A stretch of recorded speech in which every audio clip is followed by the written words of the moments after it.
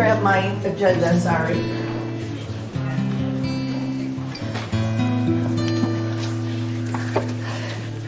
Okay, let me call this meeting to order.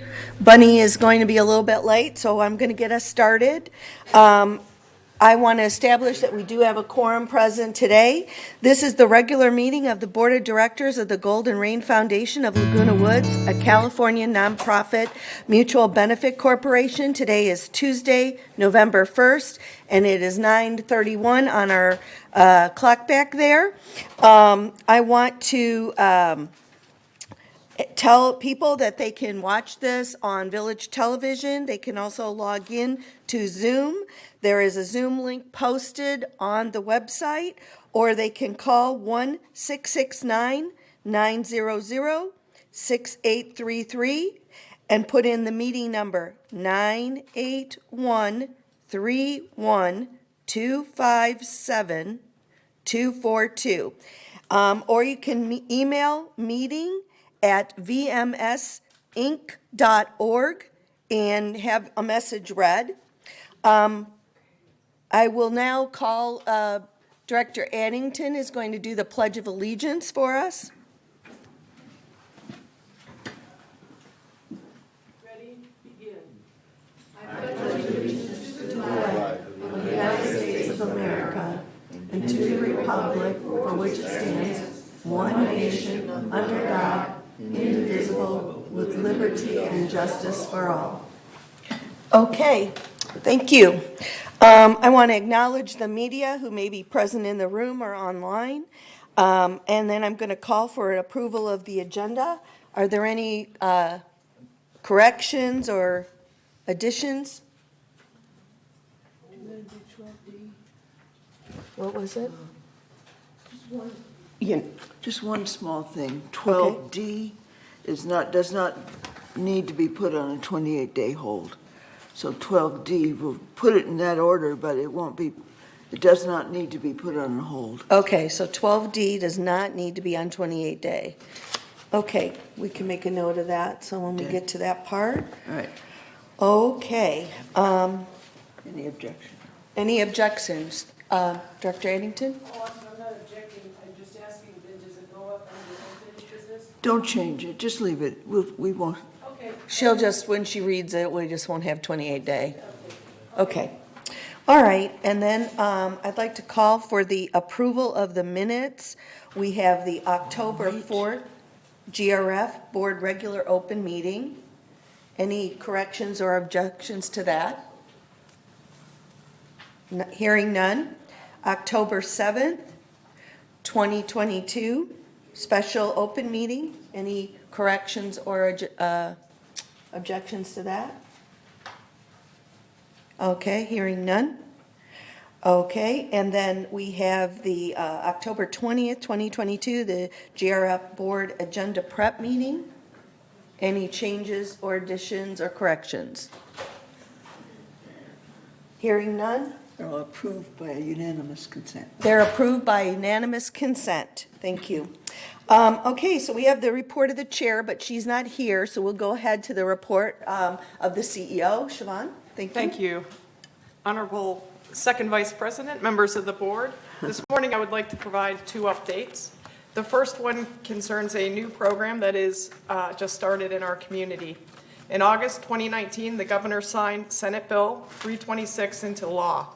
The law requires residential HOAs to perform visual and technological inspections of exterior elevated elements at condominium buildings, including balconies, decks and landings, stairways, walkways, guardrails, and handrails. United and Third Mutuals hired consultant Cardoso and Associates to conduct the state-mandated inspections of building exterior elevated elements to comply with the new law. Inspections began in United in September, and inspections will begin for Third in January. Inspections for both mutuals must be completed by January 1st, 2025. The inspector may require access to balconies from inside certain units. The schedule of United Mutual units to which the consultant will need interior access between 9 a.m. and 1 p.m. on the corresponding day is available on the village website under the News tab. If you're not available on your unit's scheduled day, or if you're unsure there is a current key on file with Resident Services, please contact Resident Services at 949-597-4600. If the inspector finds that repairs are necessary, a contractor will take immediate preventative steps until repair work is scheduled. If repairs are required, members will be notified by mail 15 days in advance. A sample letter is also on the village website under the News tab.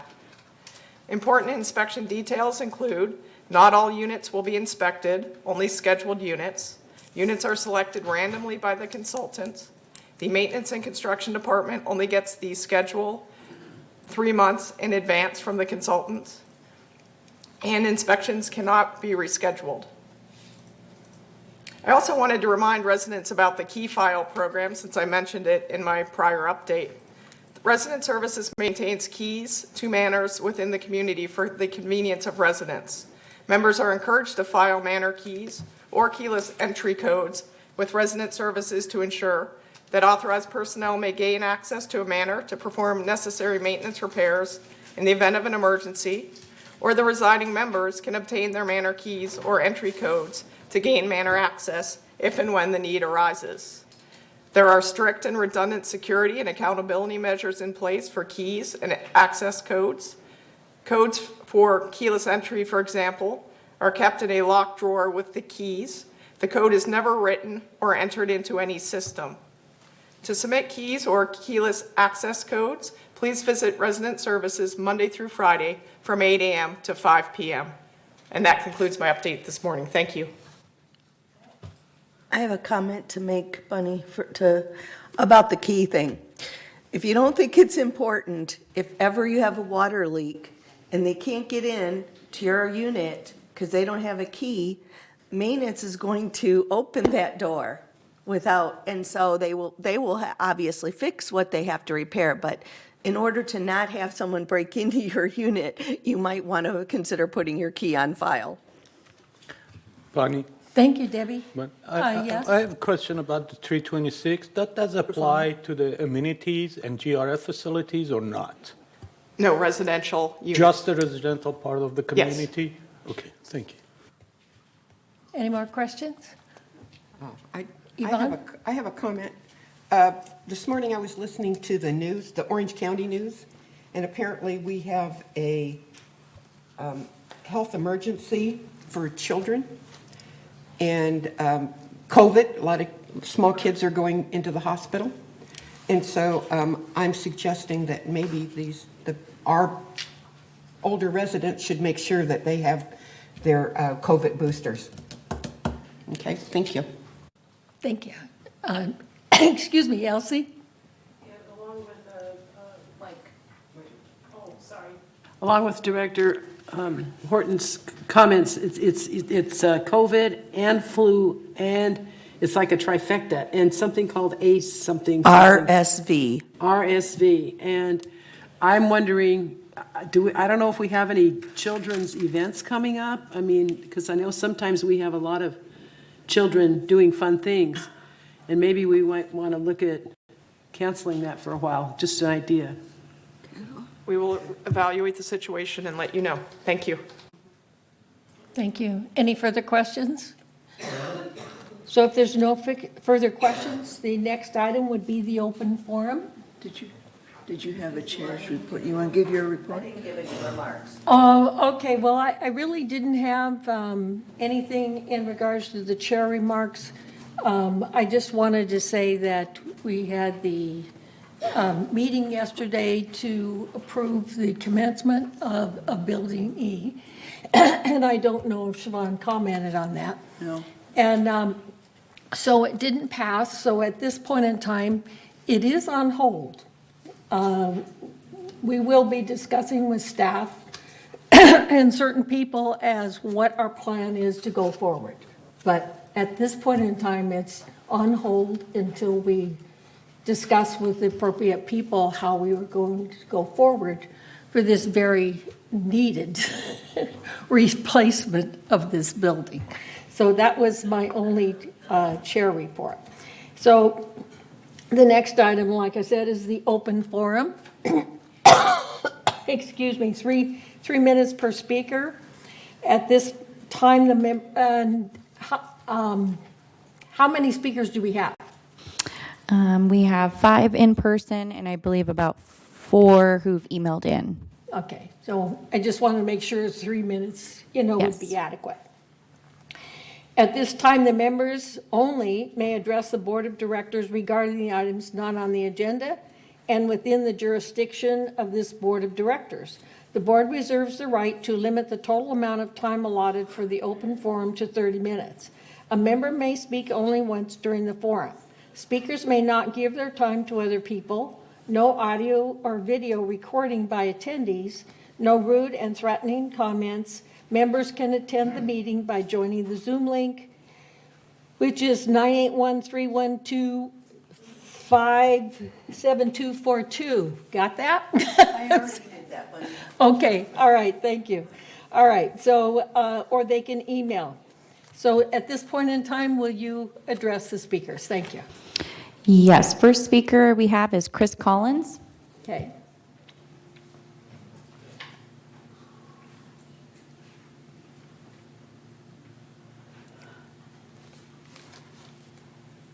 Good morning, Chris Collins, 3306Q.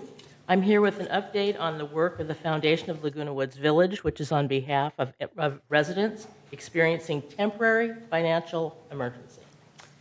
Become a legacy donor. This year, the Foundation of Laguna Woods Village, the village's own homegrown charity, is celebrating its 25th anniversary. How has the foundation been able to continue for 25 years? Well, and how has it been sustained? Well, clearly the donations of clubs and individuals are the mainstay of the foundation's support, and the foundation is very grateful for this support. These donations permit the foundation to spend nearly $300,000 this year to help village residents experiencing hard times, funding Meals on Wheels, providing access to local food pantry, and supporting Alzheimer's daycare. To be able to spend this much money, the foundation also has to acknowledge another special group, whom we call our legacy donors, who remember the foundation in the wills and trusts. It is this extra funding which ensures that the foundation can meet residents' needs without interruption. Once screened by social services, no resident needing financial assistance has ever been denied. Fortunately, we've had the resources of all of this to meet such needs because the legacy donors who provide the additional funding also permitting the foundation to meet new challenges. Recently, we have received proceeds from the sale of a resident's manor after his death. This extra funding above and beyond our usual commitments has provided the foundation to be able to continue its fall prevention programs and rent emergency response devices for fall-prone residents who cannot afford them. Last year alone, the foundation rented approximately 60 such devices for villagers, and we paid the monthly fees. Falls are one of the biggest health and financial problems facing older adults, and nearly half of the local ambulance calls in the village are due to falls. If you'd like to become a legacy donor, a gift to the foundation by will or trust is easy to arrange, and a gift can be a specific dollar, proceeds from the sale of your property, an asset, or it can be a percentage of your overall estate. If you already have a will or trust, you can easily add a provision designating a gift to the foundation with a simple addendum. Your state lawyer, accountant, or the financial advisor can help with arranging such a gift.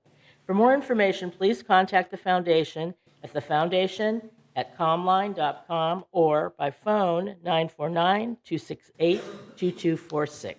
Thank you. Thank you. Next speaker. Next speaker is Ellen Leonard.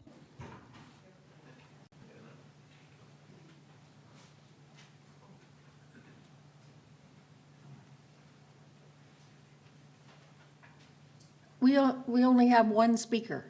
We were going to ask if you'd allow the two of us, because we're coming here for a board. We have a club. You have a what? Club. We have a club. We're in a club, and she's going to take half of it, and I'll take half of it. So we won't. We're staying within 3 minutes. Yeah. All right, thank you. Yes, thank you, Darlene. Hi, good morning, directors. Thank you for allowing us this time, and we appreciate your service to the community. I represent, and Darlene and I have a couple of other members, represent the Baby Boomers Club.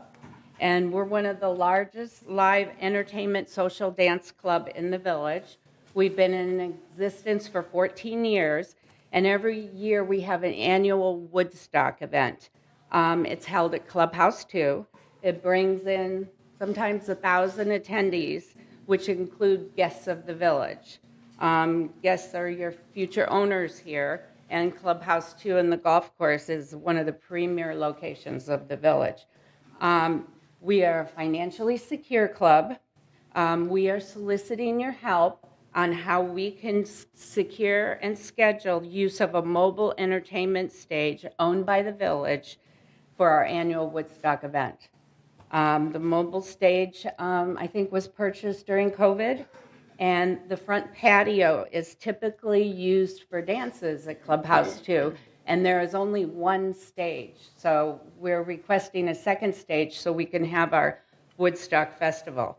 As a club, we will rent the stage, we'll provide the necessary liability insurance, make a large deposit, and pay for professionals to set up and take down the stage.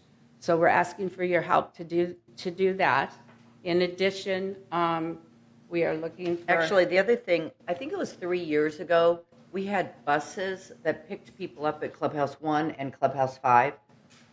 We're hoping to get that back again. That was pre-COVID.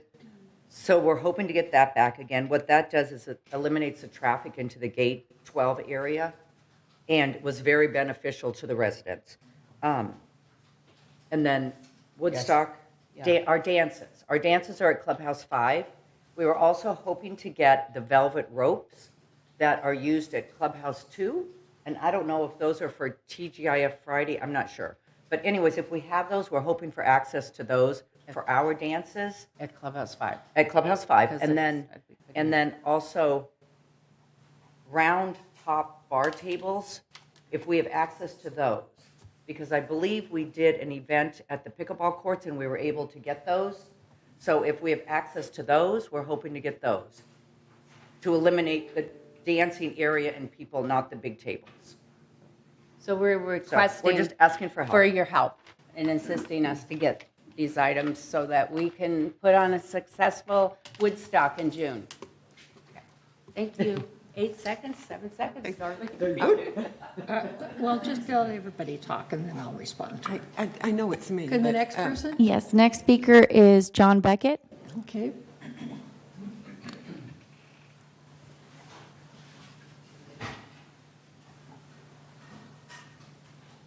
I was here last month. At that time, I asked you to refund the money that GRF had saved while the recreational facilities were closed during the pandemic. Since then, I have spoken to many people who live in the village, from right-wing Republicans to left-wing Democrats. Virtually everyone agrees about 3 things. Number 1, it's unfair for GRF to charge us for services that GRF didn't provide. Number 2, it's unnecessary to spend millions of dollars on a new security building. And number 3, it's unwise to expose ourselves to the risk of an IRS audit. The Corporations Code says that 5% of GRF's members, 637 homeowners, can call a special meeting without GRF's consent. I have been circulating a petition calling such a meeting. Several influential people, such as club presidents and building captains, have begun to support our efforts. With their help, more than 300 signatures have been collected. What's going to happen when that number reaches 637? I ran into one of you at a town hall meeting, and she warned me that I couldn't expect to get any cooperation from this board, and even threatened to sue me if I didn't stop. I ran into someone else, a gentleman I greatly respect. He advised me to try and reach an agreement with you, and that's why I'm here today. On behalf of the 300 people who signed my petition, I offer to cooperate with you. Will you agree to cooperate with us? Thank you. So do we want to wait, or do I comment to this right now? Can I? Madam Chair, may I suggest that we finish with the, Rest of them? with everybody Okay. else? And then we'll take Mr. Beckett's assertion last. Okay. So that we can have a discussion. Conversation. Yeah. I appreciate that. Okay. Next speaker is Suzanne Model.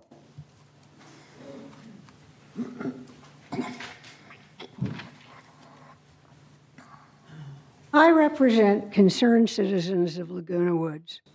We are a 41-year-old organization whose mission is to promote peace, economic and social justice, good government, and a clean environment. We do this by hosting speakers and sponsoring action groups. For at least the last decade, maybe longer, I've only been here a decade, we have held an evening meeting on the first Tuesday of the month in Clubhouse 7. However, when COVID arrived, we switched to remote presentations. When we were able to meet again, Clubhouse 7 was not available due to staffing shortages, so concerned citizens was assigned space in Clubhouse 5. Since that time, staffing shortages have eased somewhat, and Clubhouse 7 is opening during the day. I am here to urge GRF to continue its efforts to increase staffing in the hope that concerned citizens can return to Clubhouse 7 as soon as possible. There are several reasons for our dissatisfaction with Clubhouse 5. Most importantly, it's too big for us. Even though we ask that the room be partitioned into a smaller space, it's too large. Our meetings draw about 100 people at most. Meeting in a venue that's too large is demoralizing for us and for our speakers. In addition, we have had problems with storage. We offer refreshments at our meetings. In Clubhouse 7, we had a locked cabinet at our disposal where we kept napkins, paper cups, and so on.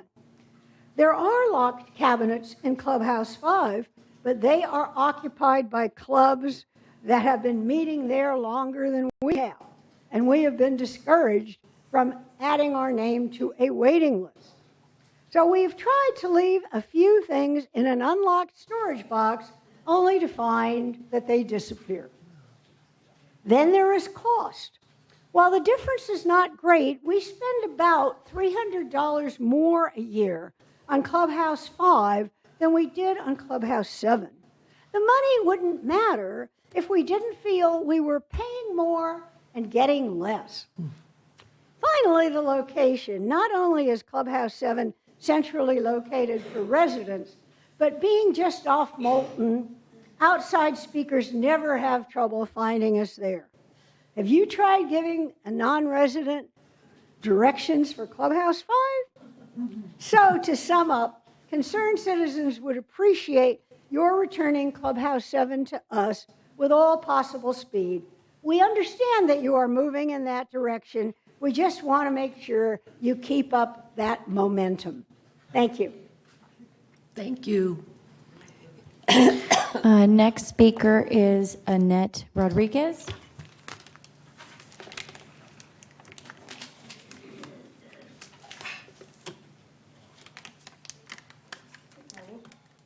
My name is Annette Rodriguez, and I thank you directors for having me. Everyone has had some really nice prepared speeches, and I'm just... Can you speak in the microphone? Oh, Yeah, is that thank better? you. Okay. So I've been a resident here since 2016. I've hosted as well as attended many club events.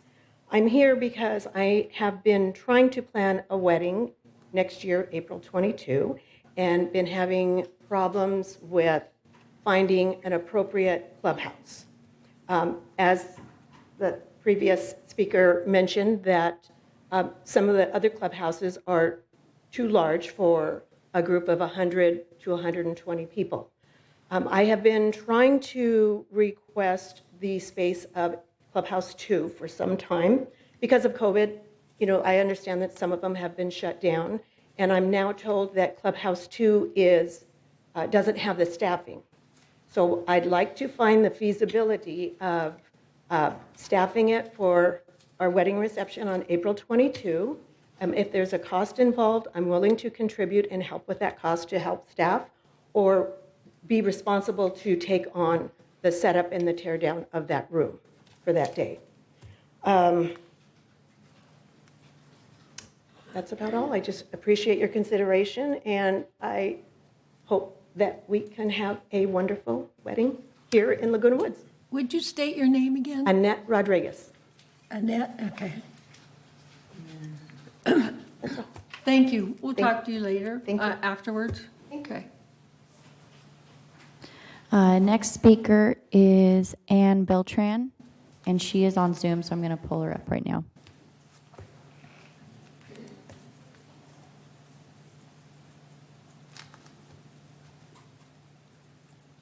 Good morning. Can you hear me? Yes. My name is Ann Beltran, and I'm at 8540. I'm speaking today about electric vehicle charging.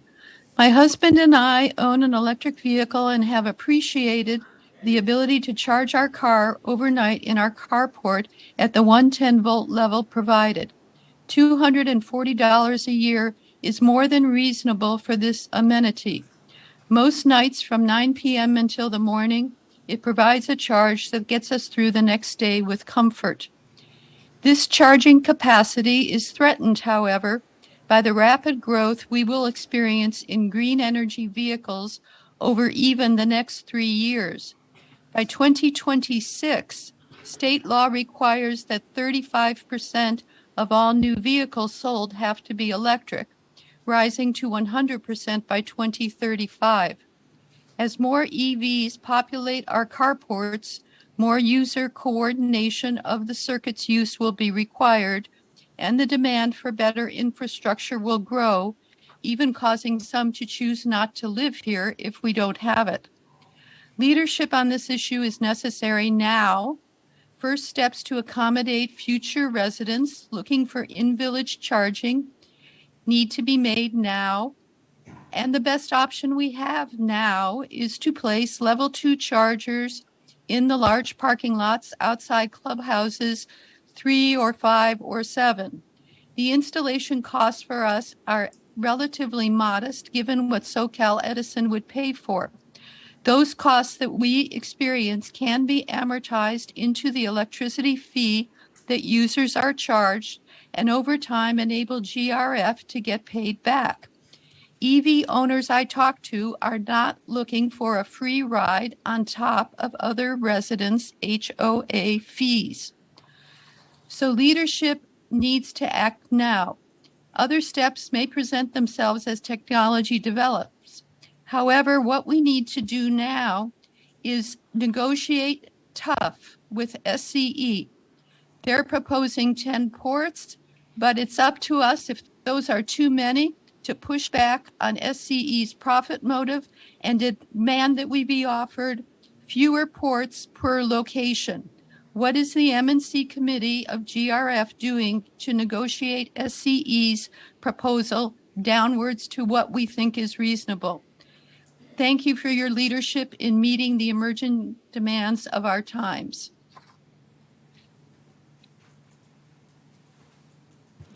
Okay, next speaker is Barbara Siri.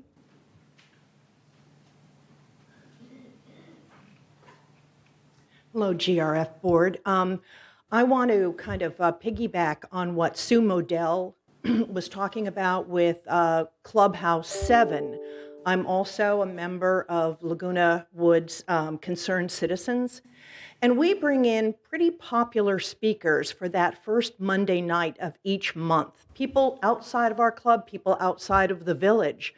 For all of them, having Clubhouse 7 with no gate, plus our speaker, has been a godsend for us and a real service to the village to have that availability. In addition, we often host our speaker at 19 for an early dinner prior to whatever lecture he or she is giving, which just adds more business, brings more foot traffic into Laguna Woods Village. But most importantly, I think, is that many of our residents, many of our members find it really difficult to make that long journey down that long pathway to Clubhouse 5. It's a real burden for them. Whereas Clubhouse 7 is right there, they can pull up and immediately get in. That has really cut off some of our, our most fervent members from really attending the lectures that they'd like to. And plus this is our historic building. When I see other groups in there, it kind of breaks my heart because I keep thinking it's great that Bridge has their day. It's great that there's a Sunday service. But what about Laguna Woods Village? We have almost 300 members and a lot more who love to hear our speakers. So thank you for considering that. Thank you. Is there another one? I'll have them all get in touch with Yvonne afterwards, yeah. Lucky person. Nothing, I'll tell you later. So we have a few residents who emailed in, so I'll go ahead and read their emails now. One of them is from Joseph Siri, and he stated, "Dear serving members of the Golden Rain Foundation Board, well, I want to thank you for your service to our community. I write to express my belief that your leadership is needed now as never before with respect to promoting clean air and electrical energy vehicles. I unequivocally support the installation of several EV charging sites for our Laguna Woods Village because these facilities are a chance for our GRF Foundation to charge users and make a modest sum of money while electric vehicles are charging. Three reasons are significant to commend action to install more EV charging stations in our village. Contrary to what appeared in the Globe, people pay to charge at an EV station, and some of that money would go to GRF. Clean air is byproduct of electric vehicles for both the workers who drive them and the owners who travel in EVs, because air pollution is in Southern California a serious health problem, especially for people over 55. Would you not want to be a part of a solution that provides EV owners and users with adequate places to charge? Attracting people who own electric vehicles to buy manners in Laguna Woods Village can be facilitated by your working with SCE to install EV charging stations. The necessity of installing sufficient number of EV charging stations would encourage locally what the state and numerous transportation corporations are already planning for the coming decade. We can together be leaders in promoting a better future for the village instead of continuing to always spend money on increasing fuel costs for petroleum. Investing in the future with existing technology to improve our community can only bring rewarding publicity while keeping long-term transportation costs manageable. Please install more EV charging stations for our village residents because it will make good sense." And the next one is from Wendy McQuillan. And they stated, "It is my hope that the board will have the foresight to put more monies behind the expansion of high-speed electric chargers here in our wonderful village. All we want is for the village to fund the installation of the chargers. We expect electric car owners to pay for usage, and the village can charge whatever it wants to get its money back. We don't want potential owners to reject us because they can't charge their cars." The next one is from Judy Northrop. They stated, "As a member of concerned citizens of Laguna Woods Village, I write to you to request staffing for Clubhouse 7 for our once monthly evening meeting. For years, we met at a club each month in the lovely venue. Clubhouse 7 is such an ideal location for a moderate-sized gathering, especially with its outer welcoming room that has a bar for refreshments. It is centrally located and easily accessed. It has no gate security so that speakers and non-resident members of a club can readily enter. Its physical accessibility for those with mobility issues includes an easy drop-off point and ample close to the building parking. Those who use walkers or wheelchairs are especially well accommodated. It is well lit, has an elevated platform stage, and is, they said well lit again. It allows for easy and secure storage of our refreshment supplies. We only meet once per month on Tuesday evening. We are not a large club, and we have been forced to use Clubhouse 5 for meetings. It is far too large and inconvenient, resulting in an ambiance that is not conducive to comfort and intimacy. Access is difficult for those with mobility issues because of the distance required to go to the meeting area from the parking area. Please implement staffing to allow us to utilize Clubhouse 7 for our once-a-month evening meeting. Thank you for your consideration. Let me see, and I believe that is it. Okay, thank you. Thank you. So I just wanted to say those that are looking to be in Clubhouse 7 or any, clubhouse, and the why I mentioned Yvonne's name is because she's the chair of CAC. I'm pretty sure this is going to be on the agenda. Yes. Staffing our clubhouses, not just 7, but the rest of them, is an ongoing process. And VMS staff is working very diligently to get all of our clubhouses open. That being said, we do have a problem with getting people to staff in the evening, except for Sundays.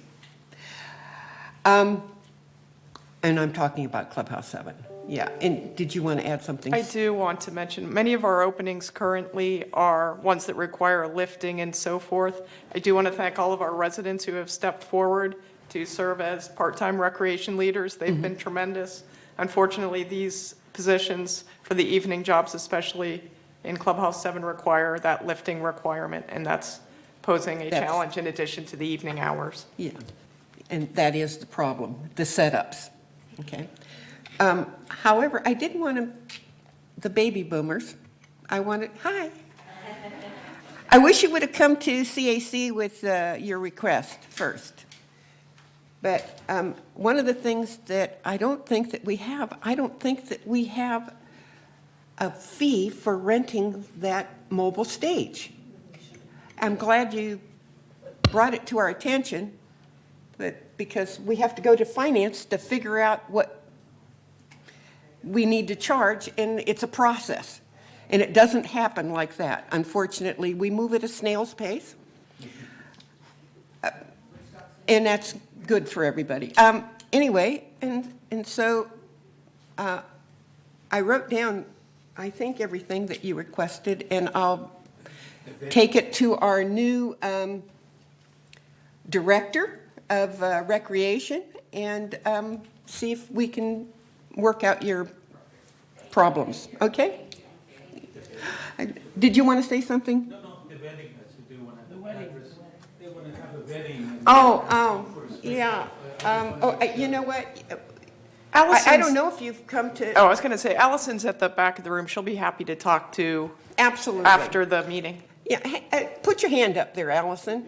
Yeah, thank you. Okay. Can I? And if I can say one more thing. We want to welcome Allison Giglio as our new director of recreation, and she's kind of hit the ground running, and I think she's going to be a great asset to the VMS staff. There.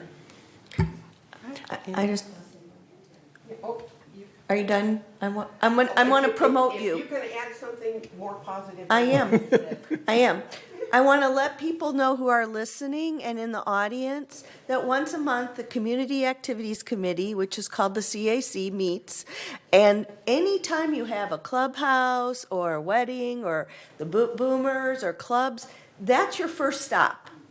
Come to that meeting, and Yvonne will welcome you with open arms, and you will get to say it, and then she can start the process. And then if it's anything that GRF has to vote on or that, we will, as she mentioned, snail's pace. But yeah, I just want people to know that that is the first stop, and that'll get the ball rolling. So it'll save this spot. So thank you. And when is that meeting? Oh, okay. Go ahead. November 10th in this room at 1:30. It's once a month on the second Thursday? Yes. Once a month on the second Thursday. I think, yeah. Yeah, and for It's the 10th. for Annette that is planning a wedding, I wish you the best wedding, and we do everything to help you to have a good wedding at where you want it. So we try to help as much as we can. Yikes. And I have to add to that, we recognize that the clubhouses have been, shut down in the evening, and so we've been, working diligently with staff to try to get them open in the evening. I just want everybody to know that we hear you, okay? And we want everything to be open also. Are we going to talk about the John Beckett at this point in time? The first thing that I do want to say, But, Madam President, I think the EV charger needs to be done Oh, with okay. first. Well, the only thing I want to say in the EV chargers, we get as many requests to have EV chargers as we do with people that don't want EV chargers. And I think that Egon will confirm this, is we have sufficient staff that are always looking at that technology. And the technology changes all the time.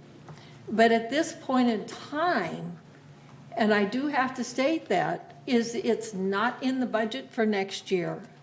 And we are not ready, have not approved any EV chargers currently. So I don't know if you want to make a remark at all? Sure.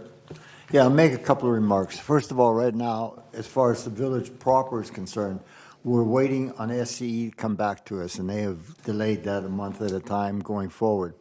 I have heard from someone that's used to work with SCE that they're actually having delays in energizing their own yards because they're purchasing electric vehicles and they're having problems. However, I've always said that we will put chargers in as the demand grows, and we will make sure that the EV charging the persons that are charging are the ones that are paying for the entire program. So, but that will happen. Right now, there's still ample spaces available at the back of the community center here for people that need to charge their cars. And I know that a lot of people, a friend just said he bought a Model 3 Tesla, and he said he's charging it in his garage. He's very happy with it, and he's not going anywhere else for the foreseeable future. So when we hear from people, it's like an emergency, like the EVs are riding over the last hill and they're coming to invade us. That's not moving that fast, and we'll be ready for it. It is not a big deal to put in an EV charger. It is not a lot of money. Thank you. Madam President, just. Okay. And just one other thing, from a financial perspective, EV technology is still brand new. That's the reason it's subsidized by the government continuously. We do not intend to subsidize EV users from a financial perspective. And so it has to make sense financially that the people using the chargers pay for everything, including the installation, amortized installation, and all the other attendant costs associated with it. We cannot pass the cost of EV usage to all the residents. Nobody pays for my gas.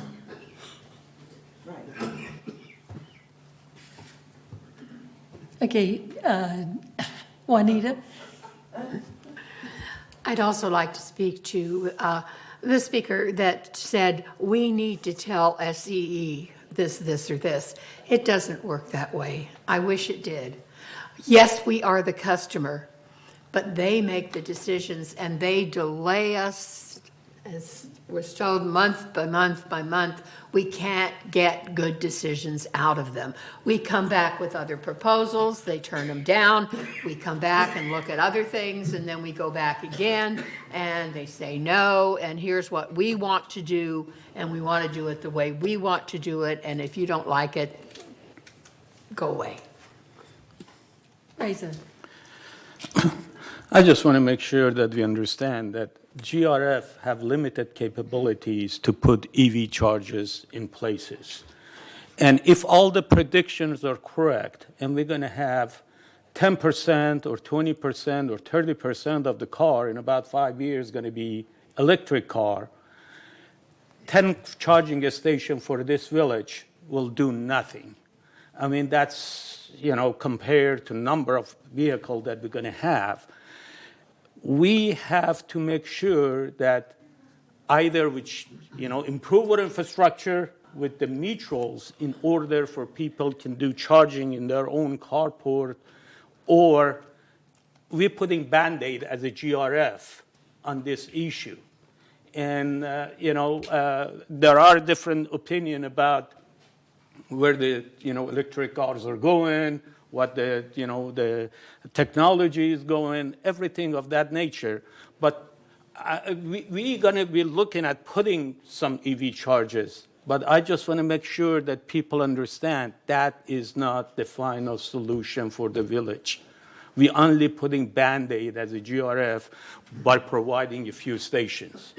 And if you have 10,000 cars that are electric car, I mean, they're going to be long lines for those EV chargers. Thank you. Did you, Yvonne? Yeah. I have one question for the foundation. Okay. And, are you going to send out envelopes at Christmas? We're waiting till right after the election. Okay. So next week. Thank you for asking. Okay. Thank you. Oh, that reminded me about the foundation. There's also a lovely show on Village Television about your anniversary, the foundation anniversary. It's not narrated, it's pictures and music, but it shows what great work the foundation has done for our residents. So thank you. Okay, can we go on to John Beckett? So the only thing I want to say, and then I'll let Jim finish up, is yes, I lost it, and I apologize to you, John. I was very upset, and I was upset because I felt that this was a lot of misinformation that is continued to giving to our residents, and I feel that it's harmful, and that is one of the reasons why I got so upset. But the other thing that I don't know if everybody knows, or even John knows, okay, is our articles of incorporation. Our articles of incorporation says that we cannot distribute any kind of money unless we dissolve our corporation. And if you want to get a copy of that, I didn't bring it with me, but Catherine Laster can give you a copy of that says that we cannot distribute money. So with that being said, I'm going to turn it over to Jim.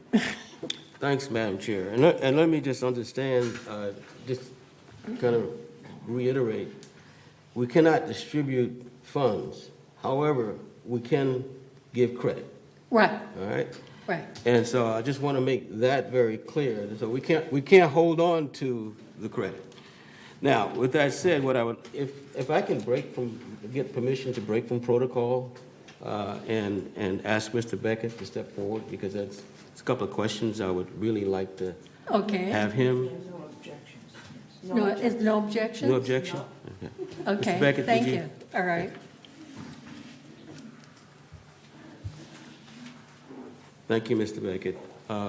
Just a quick question, and I'm going to read your letter to the editor, or your letter in the Globe. I'm also going to read my response, all right? But I think before I do that, I would like to understand your source of the information where you make the assertion. Which particular information?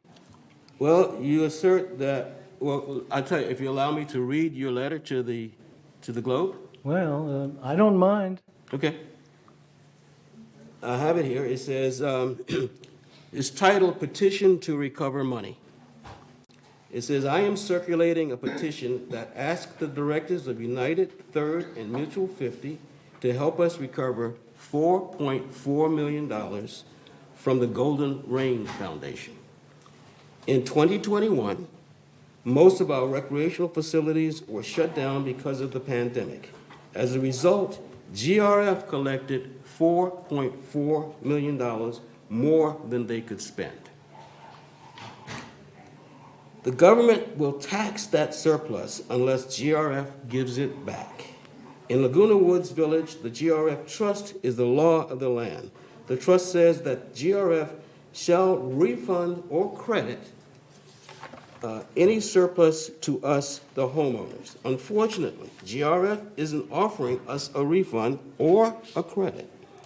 If GRF fails to return the surplus to us by December 31st, 2022, then you and I will be exposed to a tax liability of $1.75 million. 5% of us can call a special meeting of the directors of United, Third, and Mutual 50. If a majority of those 27 directors support our efforts, then each homeowner will get a $345 refund from GRF. Even better, we can avoid paying $1.75 million in taxes. I need 637 signatures, and I need them now. Please write to me at so forth. I will send you a copy of the petition. And if you will allow me, I'll read you my response, and then I will then ask you the question of your source. Okay. In his letter to the Globe, Mr. Beckett publicly accuses GRF Board of violating the law by not returning $4.4 million in surplus to the residents. Now, here are the facts. During 2021, the GRF actual operating surplus from audited financials adjusted for depreciation and non-operating revenue and expense designated for reserves and restricted funds was $964,180. That's $6.31 per manor per month. Each year during the planning process, GRF applies an adjustment to the current year plan that reflects the surplus of prior years. In the business plan for 2022, GRF applied a credit of $8 even per month in HOA fees. And in anticipation of a 2022 surplus, and by the way, this is rare, for 2023, GRF will credit $10 per manor per month in HOA fees. All of this is in compliance with all state and federal laws and has been communicated to all residents via the public availability of the business plan and televised discussions during the planning and budgeting process. Laguna Woods Village is the most transparent HOA ever and is constantly seeking effective ways to keep residents informed. Mr. Beckett's call for a petition is irresponsible, and his public false accusations that the GRF board is violating the law is a step too far. I think this is my previous version. They censored some of my version. But anyway, and so I would just like to ask the very specific question of the source of your information, where you assert there's a surplus of $4.4 million. Publicly assert, excuse me. Yes. Those numbers were provided by staff 3 meetings ago and last meeting. So you said they were published? Yeah, it's right on the agenda packet. It's an agenda pack. Can you show us that agenda pack? I didn't bring it with me, but it's in the agenda. All right. Does finance? We can pull it up. Yeah. Can you pull up the agenda package that had that document in it? I see Mr. Homuth from finance is here. Good morning. I can go ahead and go back to my office and I'll send it down and we can pull it up in just a moment. Okay, fine. Thank you. Before he pulls it up, I'm not sure of the document. So we obviously, when someone makes that type of assertion and publicly, we obviously get concerned. all right? Because we know it's not correct, but how do you get, once the cat's out of the bag, so to speak, it's tough to get it back in. To the point where you've got 300 signatures, that it indicates that at least 300 people either want $345 or they believe what you're saying, or both, all right? What I suspect, and I think we'll have the document in a moment, what I suspect is you saw $4.4 million at the bottom of the operating fund. Right? No. It was that motion that was made to put some of the money into the operating. Gotcha. All right. A contingency. I know exactly. I know the document. Okay, because that's the document that also had the $964,180 in it. Okay, at the bottom line, that 4.4, and we'll see that document in a minute, was a negative number, indicating there was a deficit that year of $4.4 million. However, the deficit, yes, just hold steady for a minute. However, the deficit included depreciation, which is a non-cash accounting convention that has to be eliminated because it does not impact our HOA. So when you eliminate that deficit, you eliminate the depreciation, you get a $964,180 surplus. That surplus was put on the shelf so that it could be applied the following year. Had you come to us with your assertion prior to publishing it in the Globe, I did. you would have had that perfect explanation. You did, and when I said it to you, you did not either understand it or believe it. And so as a result, instead of having the conversation so that you could understand it, you decided to publish in the Globe. That's, and I know this is against the rules, that's irresponsible, Mr. Beckett. I'm sorry, that's irresponsible. Because you have caused a lot of people to believe that this board is violating the law. And you bear all the responsibility for that. I'm not going to comment now, but I understand what you're saying, and I'll be glad to sit down with you. And if you can persuade me that GRF didn't save $4.4 million, I will retract my statement. Well, you know what? Do we have that? Okay. You see, I'm not going to, Mr. Beckett, we've gone this way before, and sitting down to resolve it with you, I want to resolve it with the residents. Yes. It has to be out there publicly to the residents. And I think, and it's not to necessarily to discredit you, but to make sure that anybody that wants to sign a petition of this type confirms the information. Like I said, GRF and VMS are probably the most transparent HOA organization I've ever seen. The data that's on the website is it's overwhelming, the amount of data that's on the website, should you choose to go on the website to get it. As you said, the document that you used, that's on the website too. All the minutes are published on the website. So I would suggest, again, you take a hard look at it, and this time try understanding accounting. Or if you don't know, ask. Because you caused this group, specifically GRF Finance and VMS Finance, a lot of work to refute an obvious mischaracterization of what this board has done. So I don't know, do you have the... Oh. Okay. Now, here is, take a look. If you will take a look up there, can you make that a little larger, bottom? That's it. Okay, that's it, right? Yes. What does that say? -4, -5, somehow ends up at plus 900,000. I'm sorry? I see a negative $4 million, and I see a negative $5 million, and I see a total of a positive number. Right. And so it's exactly what I said, isn't it? It's $4.4 million operating fund, and it should have said deficit. It says fund excess of revenues over expense.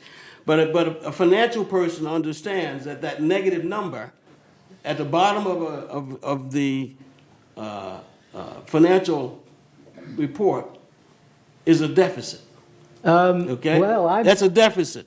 I believe the words myself, not the parentheses. Well, then you should have gotten the words explained to you before publishing to thousands of people something that was that incorrect and that damning. Okay, and I think the board right now will accept your apology. If I have caused any trouble to this board by incorrectly stating a fact, then I apologize. But I'm not convinced that I have incorrectly stated any facts. Well, okay. Thank you. Okay, so Yeah. I just want to say that, Mr. Beckett, I really appreciate that you are concerned about our activities and what the board does.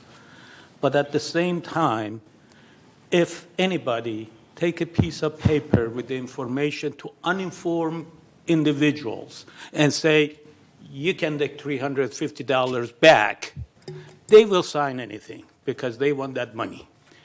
But that doesn't justify, should we do that? Should we use uninformed people and give them something that you haven't done your research, you haven't really sat down?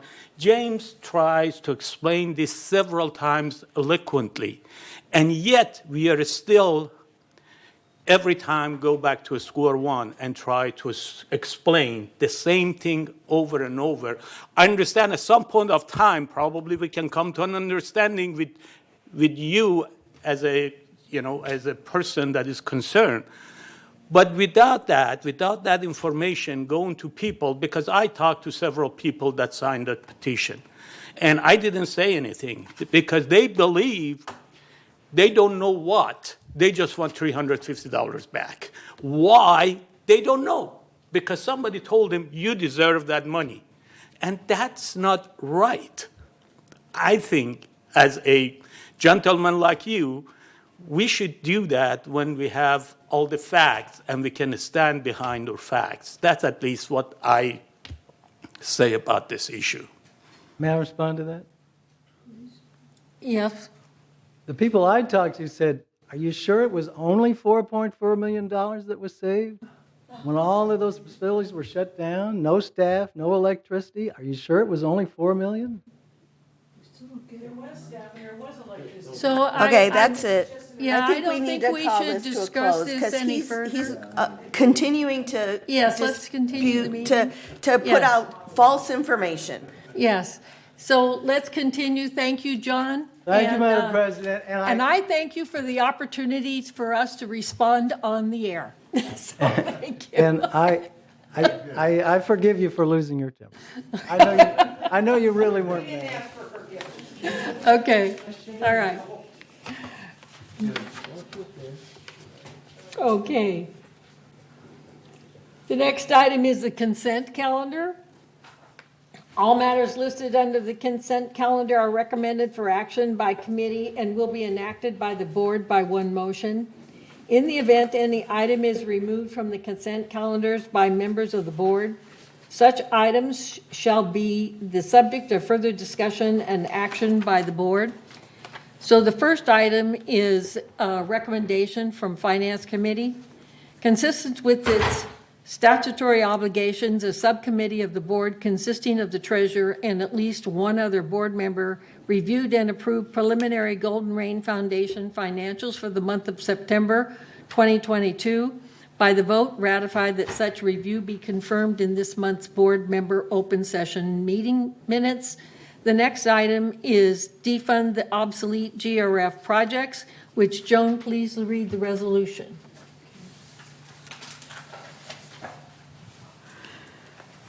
Whereas Resolution 90-22-XX, proposed defunding at year end. Whereas Resolution 90-22-43 adopted and approved the capital reserve expenditures plan of this corporation for the year 2023. And whereas department heads reviewed the reserve expenditures report and identified items eligible to be closed or funding reduced. And whereas 3 from the equipment fund, 2 from facilities fund, 3 and reducing the amount for 1 from the equipment fund by the year end on December 31st as follows. Transfer switches were reduced by 100,000, Clubhouse 1 treadmills by 30,500, Clubhouse 1 elliptical trainer 5,000, security vehicle 4 of them for 60,000, and building E 200,000. This was already included in other funding, therefore it was put in to be taken out. It's redundant. Whereas the 2022 annual capital items will be closed at year end and replaced with 2023 capital items. Now, therefore, be it resolved that November 1st, 2022, the Board of Directors of this corporation hereby approves this resolution in accordance with the described reasoning, and resolve further that the officers and agents of this corporation are hereby authorized on behalf of the corporation to carry out the purpose of this resolution as written. Are there any objections? No objections. The consent calendar is passed. The only remark I want to say on this proposed defunding at the end of the year, I just want everybody that's listening to us to understand that we do review our projects periodically. And if we find that these projects are not projects that we'll be spending money on, then it goes back to the board for approval to go back into the funds. So I just hope that that's a good explanation of what we're doing here. Madam President, may I just make a comment to you? You want to make a comment? Yeah, Okay. it's not occasionally. We actually do this annually. Right. It is part of the process. We implemented this process a couple of years ago, where we review every single project that's on the board and determine whether or not it is still either active or relevant. Thanks. Thank you. So the next item is unfinished business. To entertain a motion to approve Garden Center operating rules. We've satisfied the 28-day member review and comments to comply with Civil Code 4360. The only thing I want to ask is, Allison is here, were there any changes or edits to this Garden Center rules before we finally approve it? Are you aware of any changes or edits? Okay. All right, thank you. So if there are no objections? Read it. Oh, yes, I'm sorry. I was so anxious to get this approved. Thank you, Joan. Okay. Resolution 90-22-XX, Garden Center Operating Rules. Whereas the board has set policies and operating rules for usage of GRF facilities, and whereas the Recreation and Special Events Department oversees the use of facilities, and whereas the department is responsible for ensuring that safety and compliance procedures are followed, protect facilities, and enforce policy and operating rules, and whereas the proposed amendments improve the understandability of the policies and procedures and facilitate implementation by staff. And whereas on September 8th, 2022, the Community Activities Committee approved and amended Garden Center operating rules.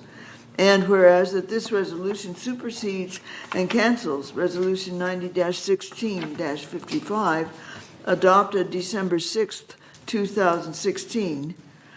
Now therefore be it resolved, November 1st, 2022, that the Board of Directors of this corporation hereby adopts the amended Garden Center operating rules, and resolve further that the officers and agents of this corporation are hereby authorized to carry out this resolution as written. Now you can say if there are no objections. Okay. I lost track there for a minute. Thank you. All right. Are there any objections to the approval of the Garden Center operating rules? If there are no objections, then the motion is approved. By Thank unanimous you. consent. So the next item would be the updates. Can I say one thing about the garden center rules? Okay. Yay. Oh, yay.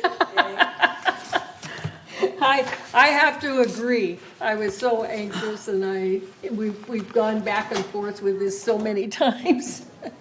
So, all right. All right, so the next item is the update of the committee appointments. And let me see, is that the update of the committee appointments? I think we must have a resolution here. 11B, yeah. Okay. And I have to ask if there's any changes, that anybody is aware if there are any changes. Okay. It's 11B. 11B, yes. Okay. Well, I know, but Well, I I'm meant going to other read- than what's been submitted here. We can add that after I read it. Okay. All right, let's go. and If you let's do find that there are some changes, let's add it after I read it. Okay. And then we'll Okay. include it as an amendment to the. Okay. But we all know that Rhina is retired. No, she hasn't. She will be, sorry. Let me read this first, and then let's note that, okay? that. Okay. Resolution 90-22-XX. GRF Committee Appointments. Resolved November 1st, 2022, that the following persons are hereby appointed and ratified to serve on the committees of this corporation. Under Strategic Planning Committee, Mark Laws of 3rd is eliminated. Anthony Liberatore, alternate for United, is eliminated. Cash Ashrakar of United, eliminated. Diane Casey of United is eliminated. Mary Simon for United is added, and Reza Bastiani from United is added. Under Community Activities Committee, Kush Bahada of 3rd is eliminated. Mark Laws from 3rd is added. Maggie Blackwell from United is eliminated. And Pearl Lee from United is added. Under the Finance Committee, John Frankel from 3rd is eliminated. Maggie Blackwell from United is eliminated. Pearl Lee from United is eliminated. Azar Asghari is from United is added. Pat English from United is eliminated. Under the next change is under the Disaster Preparedness Task Force. John Frankel from 3rd is eliminated. Diane Casey from United is eliminated. Cash Ashrakar, alternate from United, is eliminated. And Pat English from United is eliminated. Under the Laguna Woods Village traffic hearings, John Frankel from 3rd is eliminated. Neda Ardani from United is eliminated. Jules Zalen from 3rd is added. Anthony Liberatore, alternate, is eliminated. Cash Ashrakar from United is added, and Pearl Lee from United is added. Under Purchasing Ad Hoc Committee, Diane Casey from United is eliminated. Neda Ardani from United is eliminated. Thomas Tuning from United is added, and Lenny Ross from United is added. Oops. I can see where Robert Muchnick. on Okay, that. let's We need make to- notes as we go, and we'll go Yeah, back, okay? okay. The next thing is Insurance Ad Hoc Committee, Cash Ashrakar from United is eliminated.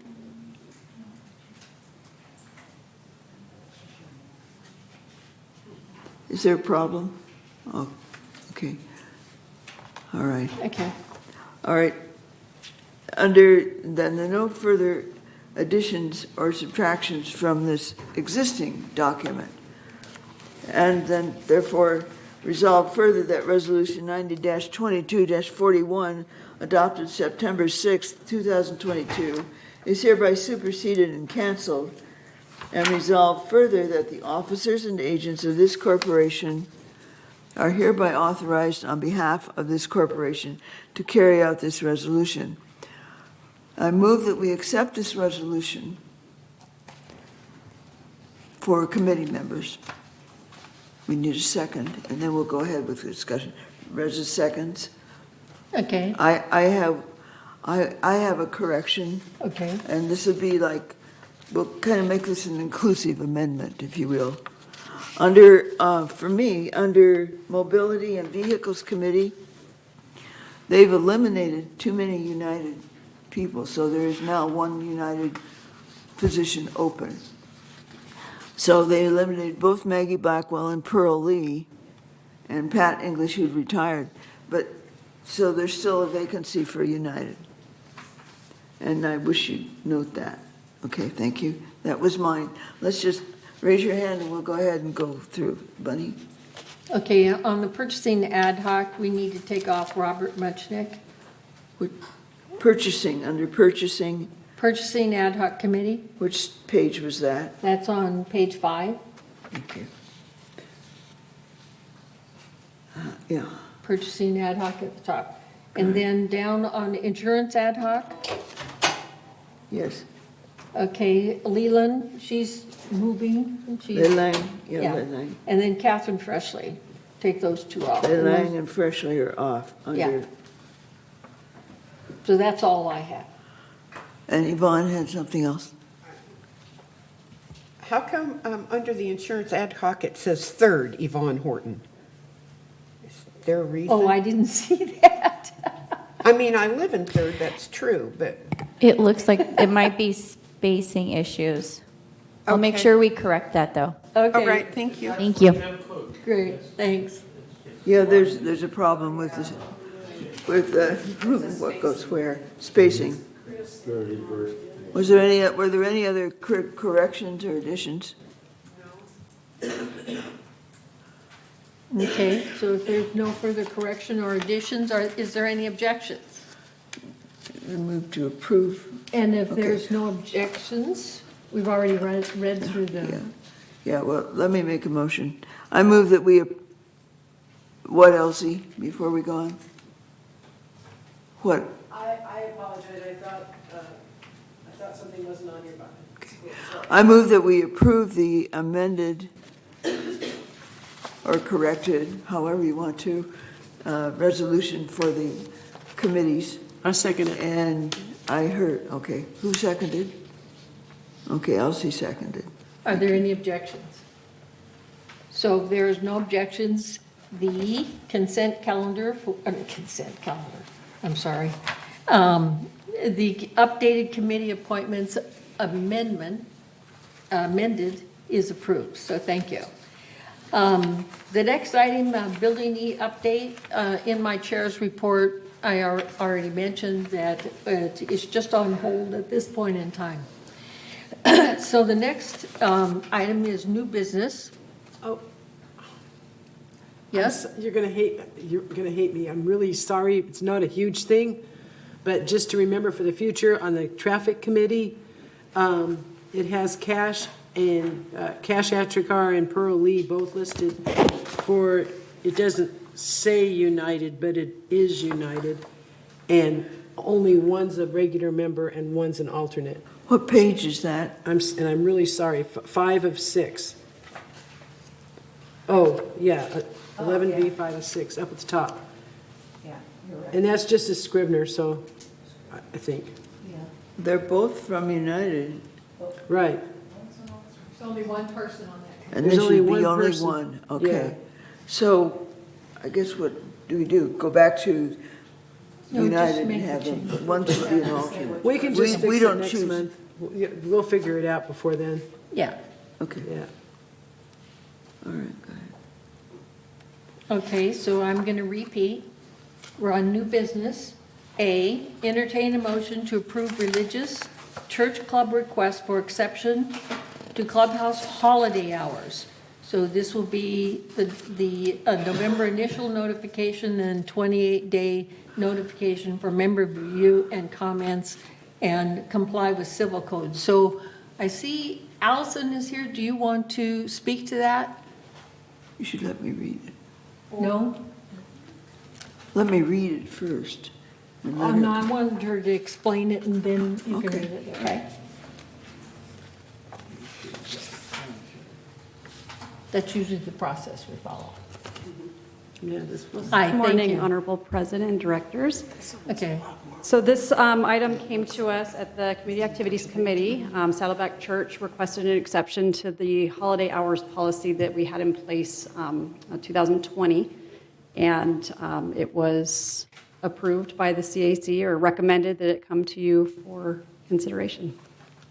right. Any So, questions? so basically, it came to our request basically because church is on a holiday. Yes, this year, Sunday, New Year's Day does fall on Sunday.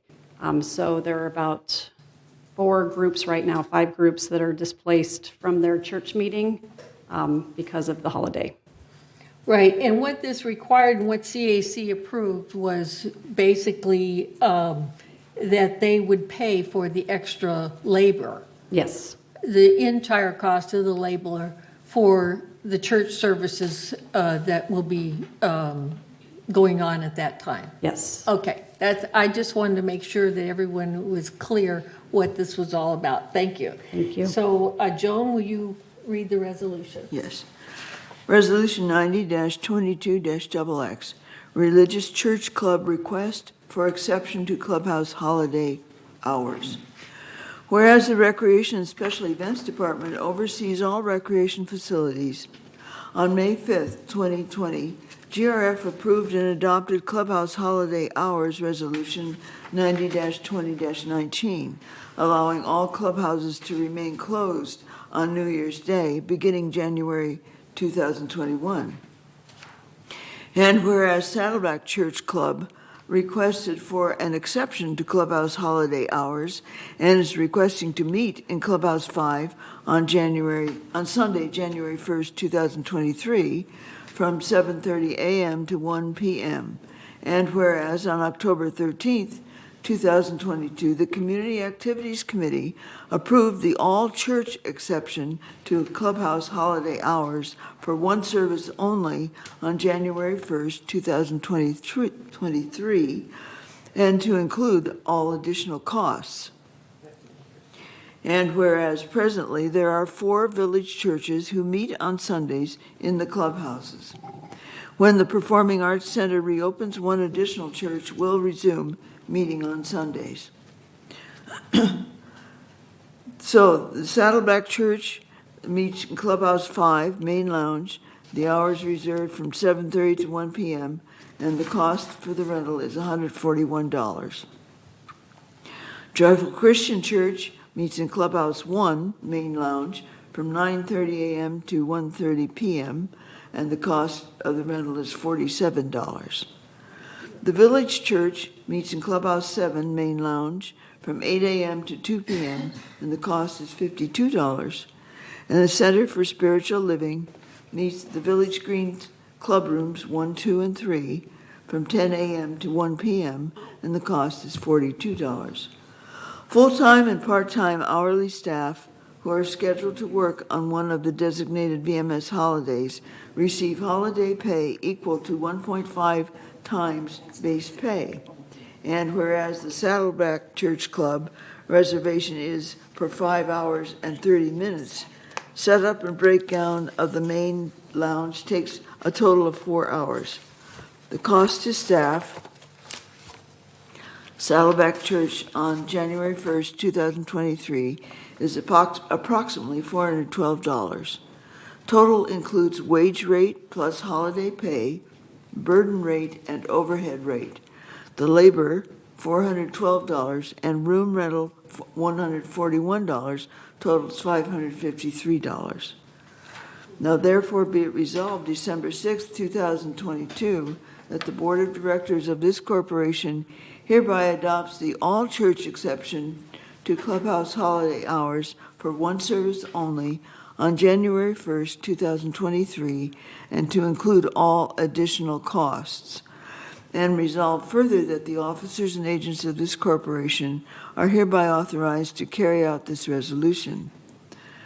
I move that we approve this resolution for discussion purposes at this time, but postpone the final vote for 28 days per Civil Code 4360.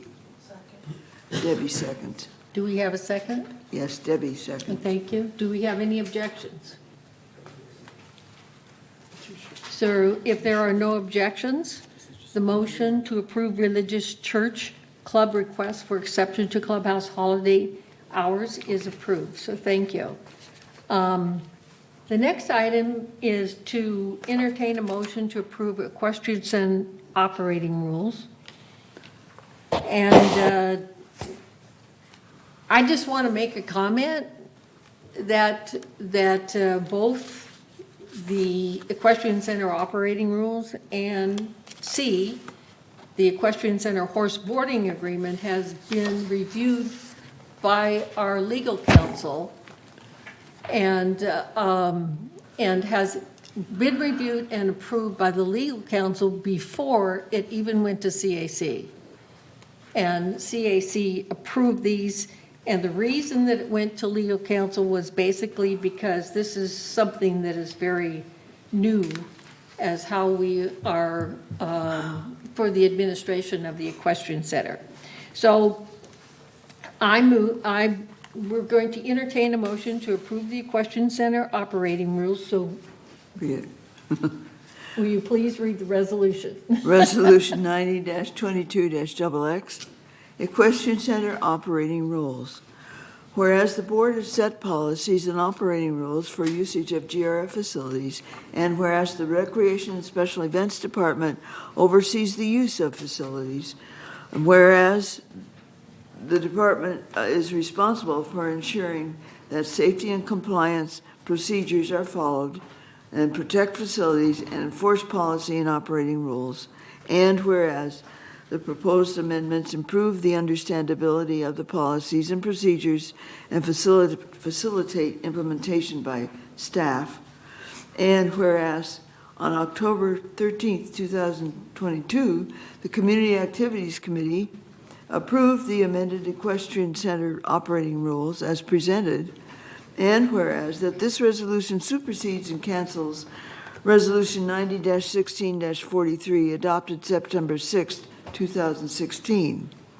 Now, therefore, be it resolved, December 6th, 2022, the Board of Directors of this corporation hereby adopts the amended Equestrian Center operating rules as presented and attached to these official minutes.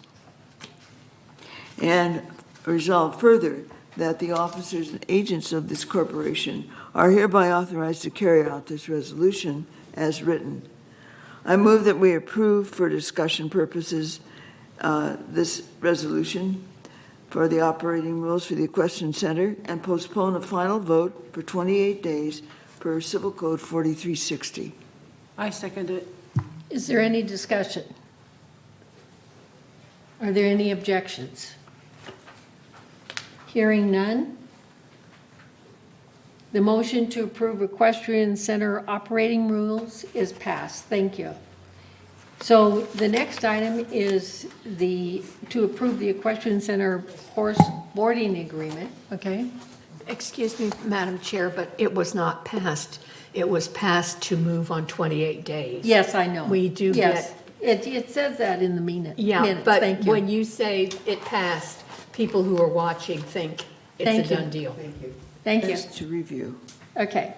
So the next item is to entertain a motion to approve Equestrian Center horse boarding agreement. And as I stated, this has been approved by legal counsel.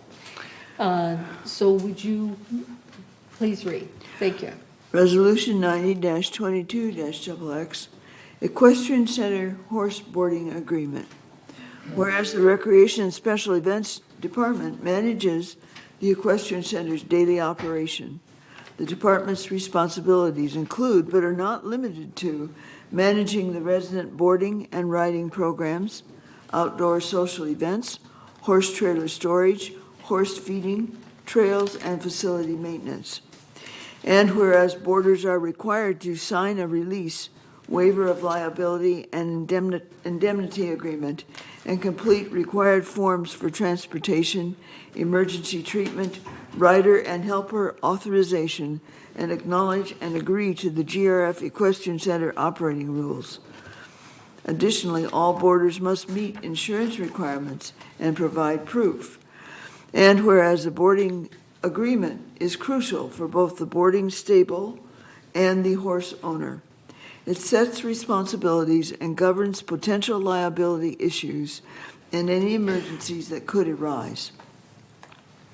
And whereas legal counsel advised GRF to develop a boarding agreement to limit liability, noting either party should be able to terminate the agreement without cause on a certain number of days' notice.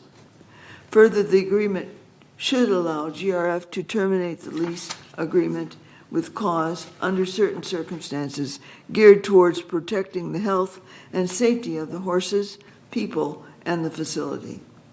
Termination should also be allowed for non-payment.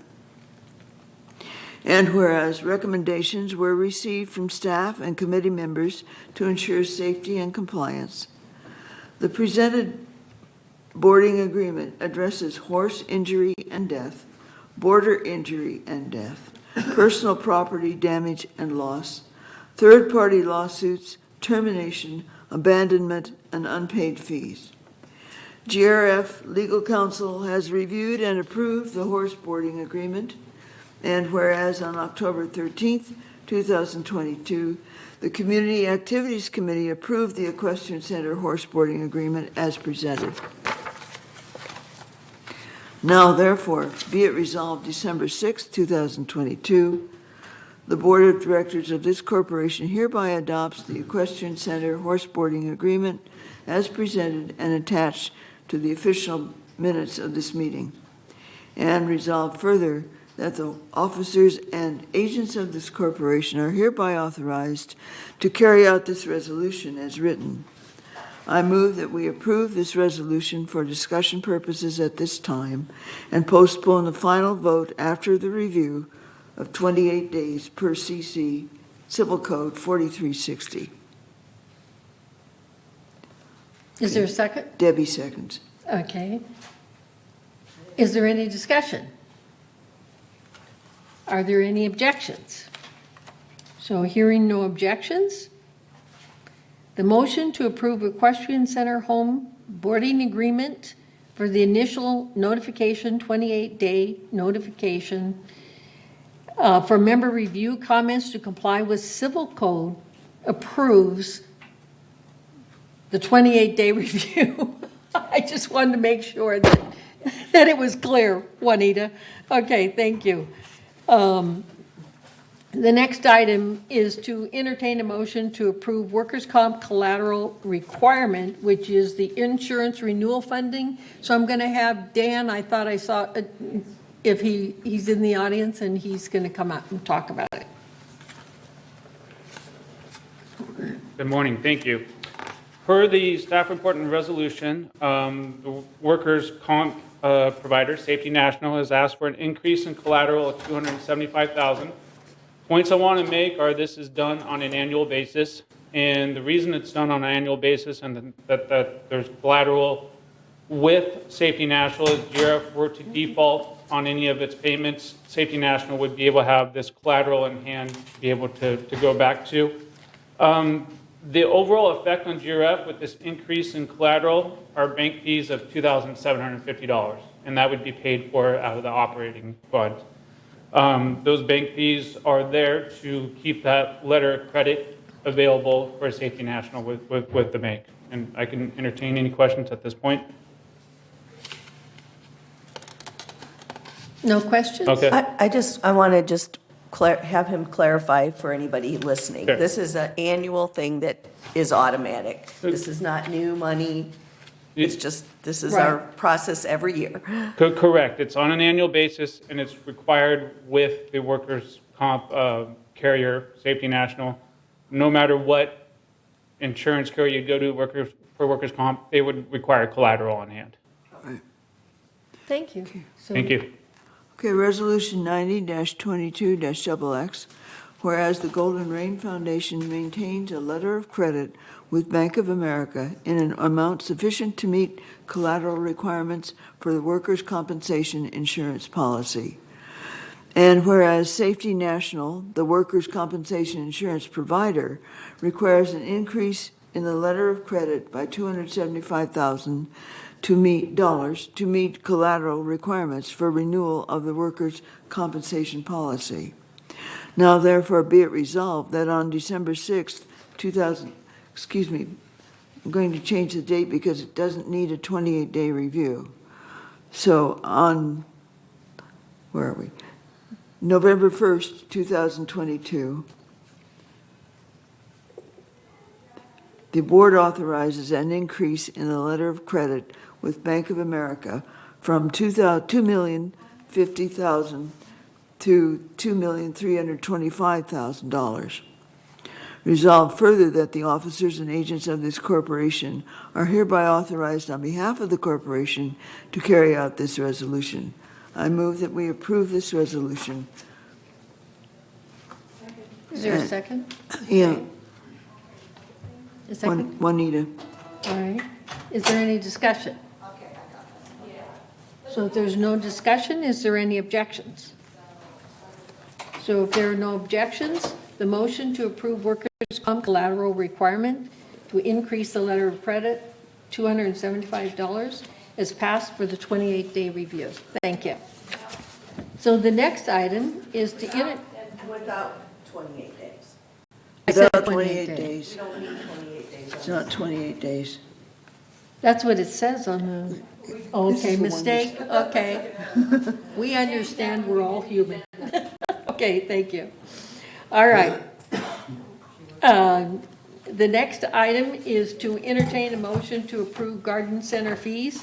So, okay, you're going to speak on that, huh? Okay. Thank you, Steve. If that's appropriate, if there's other members, I'd be happy to. No? Seeing none? We have to have the motion before we can have discussion. No, he can do a staff report and tell us about the fees, and then we'll read the resolution and have discussion. Okay, because I have a question on the fees. Oh, okay, all right. So staff report, please. Okay. Thank you, Madam President, members of the board. So the recommendation before you is to review and approve the proposed schedule of garden center rental fees with an effective date of January 3rd. I will let you know that effective in December 3rd, 2019, the board meeting of GRF, the board adopted a garden center rental pricing policy through Resolution 90-19-61. This policy itself adopted a shared cost for the garden plots and shade area benches of 68%, while tree plots had a shared cost of 82%. So combined, the plots have a blended shared cost of approximately 73%. So as part of our fee review process, we went through and took all the expenses associated with the garden plots, and we applied the percentages that were dictated in the Resolution 90-19-61. In the discussion section of the staff report, you'll see that there is a proposed revenue of $77,000 in 2023. There's compensation of $142,000, utilities of about $67,000, other fees which include materials and supplies and outside services for a total of $284,000. So once again, the resolution before you, the recommendation before you will bring the current fees for 2023 to be effective with the resolution that was established in 2019. And the proposed schedule of garden center rental fees can be seen on page 4 of 12 on your agenda packet. The garden plots in 2023, the proposed amount is $72. Tree plots is $72, and shade area benches is $13. And I'll give you the last bit from the financial analysis. If approved, the schedule of garden center rental fees will reflect total expenses covered by fees of 27% and a cost shared by the community of 73%, consistent, again, with Resolution 90-19-61.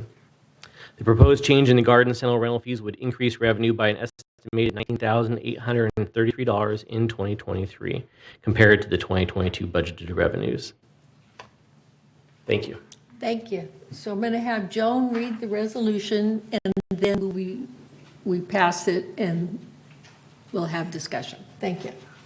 Resolution 90-22-XX, Garden Center Rental Fees. Whereas Resolutions 90-12-132, 90-18-03, 90-12-12, and 90-16-18 established guidelines for shared costs and fees. Certain fees can be imposed upon users of various recreational facilities to control crowding, mitigate overusage, and recover operating costs. And whereas the Garden Center fees administered by the Golden Rain Foundation of Laguna Woods Board of Directors adhere to the shared cost guidelines established in Resolution 90-12-132, whereby certain fees can be imposed upon users of various recreation facilities in order to control crowding and minimize overusage and to recover operating costs. And whereas in accordance with the fee review process established in August 2022, fees with annual revenues of less than $100,000 will be reviewed once every 5 years. Staff will then propose fee changes, either increase or decrease, to ensure that the shared costs stay within a set percentage. And whereas staff recommends the percent of garden center expenses to be funded by fees shall equal approximately 73%, while the percentage of costs to be shared by all residents shall equal approximately 27%.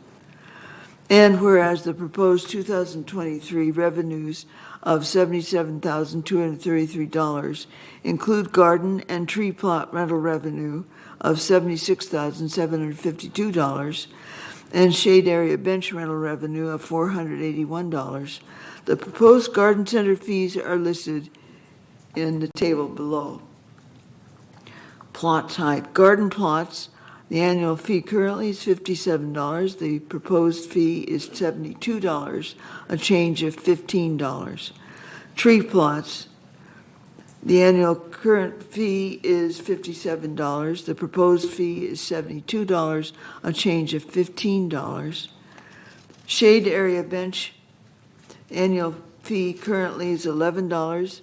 The annual fee proposed is $13, a change of $2. And whereas at the September 8th, 2022 CAC meeting, the committee recommended the proposed staff recommendation of the proposed schedule of garden center rental fees with an effective date of January 1st, 2023. And whereas at the October 19th, 2022 Finance Committee meeting, the committee affirmed the CAC recommendation of the proposed schedule of garden center rental fees with an effective date of January 1st, 2023. Now, therefore, be it resolved, December 6th, 2022, that the Board of Directors of this corporation hereby adopts the proposed schedule of garden center rental fees with an effective date of January 1st, 2023. And resolve further that the officers and agents of this corporation are hereby authorized to carry out this resolution as written. I move that we approve this resolution for the purposes of discussion at this point and postpone the final vote for 28 days per Civil Code 4360. Reza seconds it. Okay, so discussion. Well, while Joan was reading it, I answered my own question. Okay. Okay, good. Are there any other discussion or questions? So hearing none, are there any objections? So if there are no objections, the motion to approve garden center rule fees, okay, for the initial 28-day notification of member review and comments to comply with Civil Code 4360 is passed. Thank you. All right, so 5-minute break. Yes, please. Does it, I would like to do a 5-minute break. So it's 11:15, so can we be back at 11:20?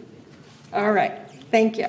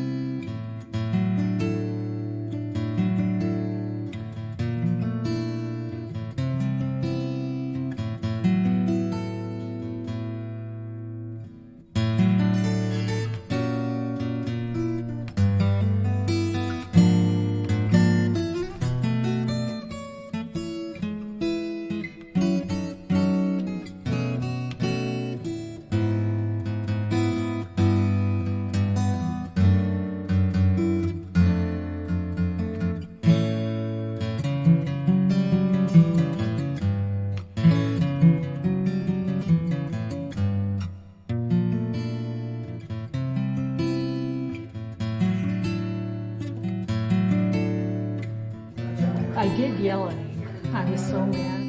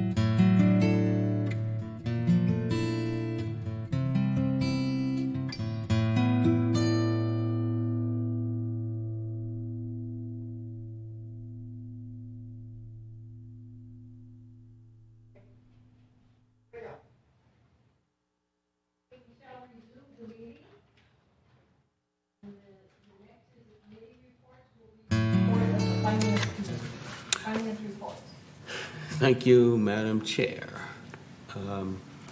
We have the first chart up, please? Yes, I will pull it up. Yeah. Since it's not on our screen. So these aren't working anymore?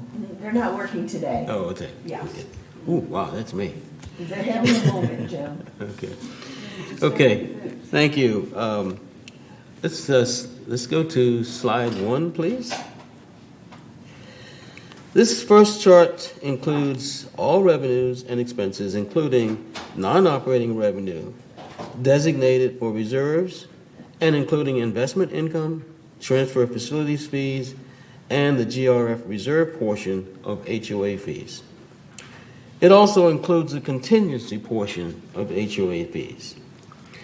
So, to the report. Through the reporting period of September 30th, 2022, GRF had net revenue of $2,649,000, based on total revenue of $35,669,000, and total expense of $33,020,000. The net revenue was better than budget by $825,000, with total expenses coming in at $1,885,000 better than anticipated. The favorable results in expenses were partially offset by lower revenues. These revenues are significantly impacted by the unrealized investment losses this year, and we'll talk about that a little later. Slide 2, please. The next chart displays the operating fund, which excludes depreciation and the non-operating revenues that I mentioned before. This report has direct impact on our HOA fees and shows a favorable variance of $1,607,000 through the reporting period, with expense better than budget by $1,890,000. Of course, this is offset by revenue worse than budget by $284,000. We'll go through those in a minute. Slide 3, please. Okay. This slide reflects the current market value of the GRF discretionary investment portfolio, with the original market value at the time of inception.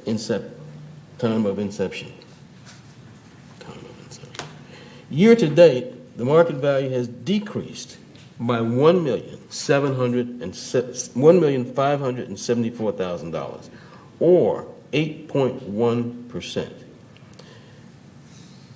and $1,075,000, or 5.5% since inception, which was 2019. So slide 4, please. In slide 1, I mentioned the impact of the current year's unrealized investment losses. I'm sorry, this is really off. I'm off.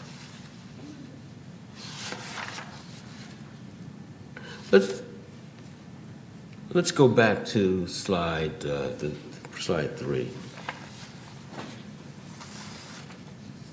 Okay.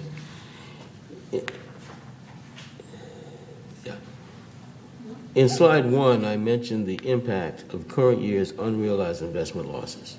The current market value of the GRF portfolio is $17,738,000. This is not right. Compared to a value at inception of $1,931,000. The market value has decreased by $1,574,000, or 8.1%. In September, the value decreased by $489,000. While our investment advisor recommends no change to our strategic investment, this is a troubling trend, and we're getting additional input from other financial managers and evaluating potential impacts of a change to our instruments with more substantial return. We would have to balance the impact of the return to we'll have to balance the impact of turning an unrealized loss into a realized loss when we get back to break even. We will bring back this analysis next meeting.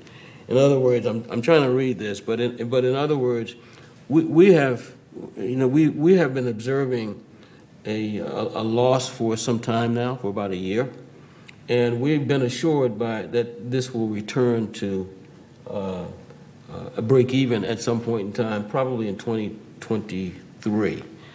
And while that's comforting to hear, it's uncomfortable to see the losses every month. Now, these are unrealized losses, meaning that it's just on paper at the moment. However, at some point in time, we believe it's possible that these losses could be real. All right? So I'm not anticipating changing anything, but I just like to I think we need to get some other input from other investment advisors and other financial people, and even explore moving into more stable instruments that, while we would take a loss, the stability of the increase in value would be certain. And therefore, if you get a 4% increase over a 2-year period, does that bring you back to break even? And is it worth making that leap at this moment? And that's an evaluation and evaluation. So we're going to take a look at that.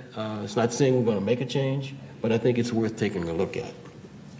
And I'll break from my script for a minute there. So, okay, next chart, please.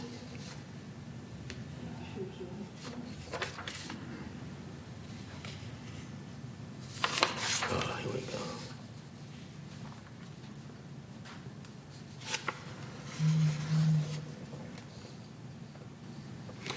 Okay. Now this chart displays our GRF reserve composition, and it looks like I am missing a page. That's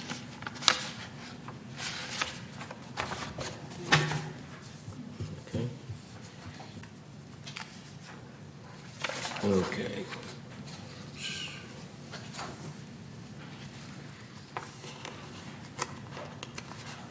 Sorry, folks, I have gotten off my... Okay. I'll just take a look at the chart and go from there. Okay, this chart reflects our reserve, which includes our portfolio. As you can see, our reserve includes cash of $2.1 million, as well as non-discretionary investments of $11.5 million.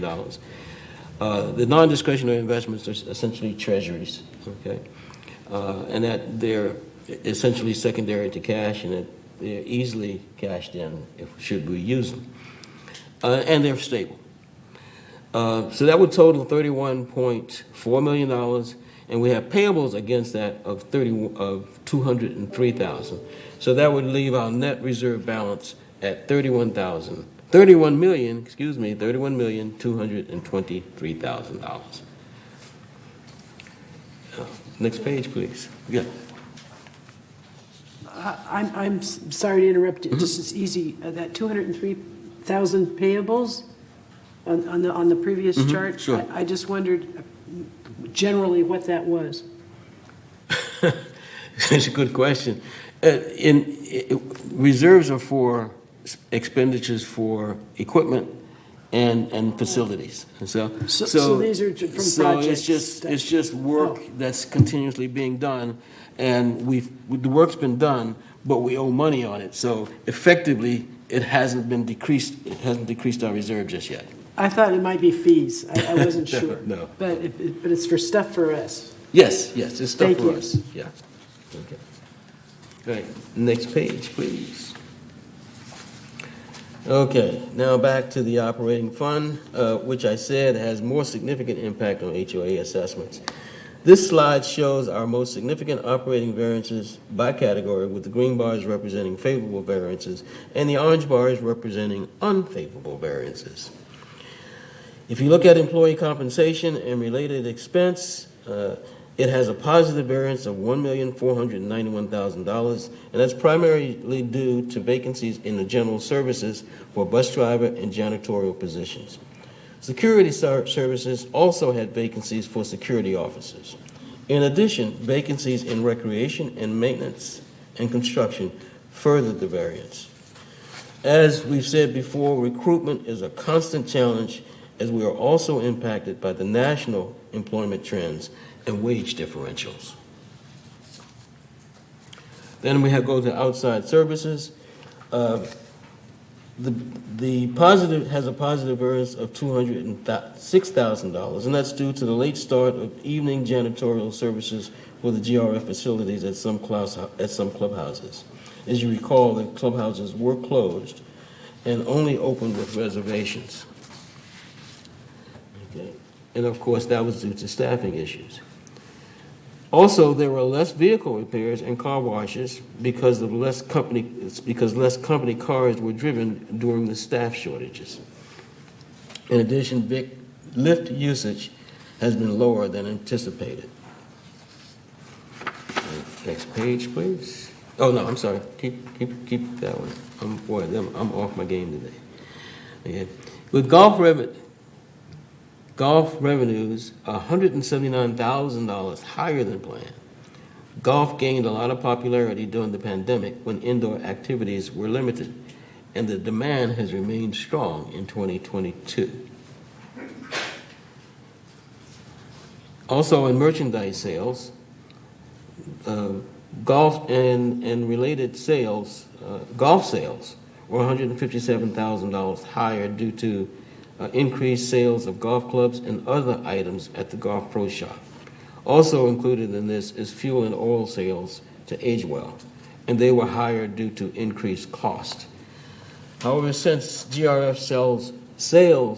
sells fuel to age well at cost and charges an administrative fee, you can see the offset found in merchandise cost. Now to the unfavorable variances. The broadband services were unfavorable by amount of $423,000, and that's due to lower high-speed internet revenue than budgeted. The budget anticipated a contract renegotiation in which GRF, which has been prolonged. Okay? The negotiations have been prolonged. We're expecting conclusion to these negotiations soon. The variance was further varied by less ad insertion as a result of ongoing COVID-19 pandemic causing advertisers to spend less. And the next unfavorable variance was in utilities and telephones, and that was $266,000. That's due to higher water expense on the golf course as a result of 72% less rainfall than the 3-year average that we used in budgeting. Next slide, please. Now, this chart shows our non-assessment sources of revenue. To date, we have received just over $7,343,000 of non-assessment revenue. By category, we can see that our largest revenue is broadband services.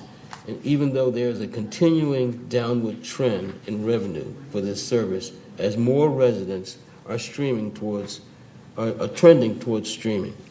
Again, golf revenue is second, followed by merchandise and clubhouse rentals and event fees. Other revenue, which includes the occupancy fees, equestrian fees, fees for classes, sponsorship fees, and RV storage, are among the other. This amounts to 11%. Of course, these revenues offset costs, and the management of these revenue streams is important to the GRF financial structure. Slide 7, please. This chart, as usual, shows that our largest operating expense is compensation, followed by cable and programming expenses. Of note is fact that broadband revenue is declining and cable and programming expense is increasing as the industry trends towards streaming.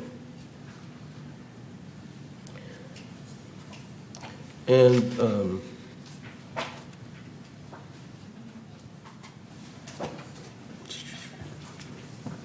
okay, of the $29.1 million, excluding depreciation, these two categories, that is compensation and cable, account for 71% of our operating costs. Utilities, fuel, insurance, professional, and legal and outside services make up the remaining 29%. If you consider that cable and programming are offset by broadband revenue, compensation accounts for 67% of the net expense, while insurance, utilities, and outside account for 33% of the net operating expense. Next chart, please. Okay. This chart shows restricted funds adjusted for the reserve and restricted funds adjusted for balance. Adjusted balances are shown here. Okay. The first 4 rows show our reserve funds have a combined ending balance of $34.7 million with a work in process of $3.5 million, leaving a net balance of $31.2. Included in this total are contributions received this year through assessments, trust facilities fees, and investment earnings. Later, we will show other appropriated commitments against these reserves. The 5th row shows a restricted fund balance of $2,760,000. This contingency fund, by the way, does include further restrictions. As you recall, we would put the surplus in this for application of the surplus to next year. And also there's some obligations, ongoing obligations that are in the contingency fund, which leave that balance to be about $1 million, which is where we want it to be. Next page, please. Okay. The next chart shows our resale history from 2020 to 2022. The community-wide sales totaled 732 sales through September 30th, 2022. The trend shows a sharp drop in sales this year. At least recently. Our resales mirror the rest of the country's as rates rise and home sales decline. Last month, we were about even with the prior year with 722 resales. 1 month later, we trailed by 30 last year. Note, the new transfer fee of $7,500 went into effect on March 31st. Next slide, please. The listing on this slide gives you an idea of where the reserve money is committed. Of the $15.5 million appropriated by the board, that's outstanding, $10.8 million is the remaining encumbrance against those commitments. Slide 11, please. Now, this shows our reserve balance, and it's been increasing over the last 4 years, all right, to the point where it is now at $31.2 million with encumbrances of about $11 million. And that concludes my report. Are there any questions? Sorry for the... Director Hopkins? United Director Casey has a question. She's Sure. on Zoom. Mm-hmm. You calling me? Oh, I'm sorry. Hello. We could hear you. Oh, you can hear me? Okay, wasn't sure if he was finished. Okay, yeah. Well, I was just suggesting, I listened to your report on the investment, and I was wondering, wouldn't it be a good idea to have an ad hoc finance investment committee, that would bring in some of the residents that have that kind of experience, and have it, a bigger group than United just has one now, and it's got 4 people, only 2 professionals, the other 2 are amateurs. I think it's a big issue. It would be good to have a more validation on what is going to be done. All right, we have our advisor, and I know one of the advisors on the United Committee, when she talked, she was an advisor even for GRF and Seal Beach. So she knows about holding, when times are bad. So it's just a good idea, I think, just to broaden our understanding of what's going on. That's my thing. Thanks. Thank you, Director Casey. It's a credible idea in my view. On the other hand, we are also soliciting other investment professionals in the market so we can get different views of the market.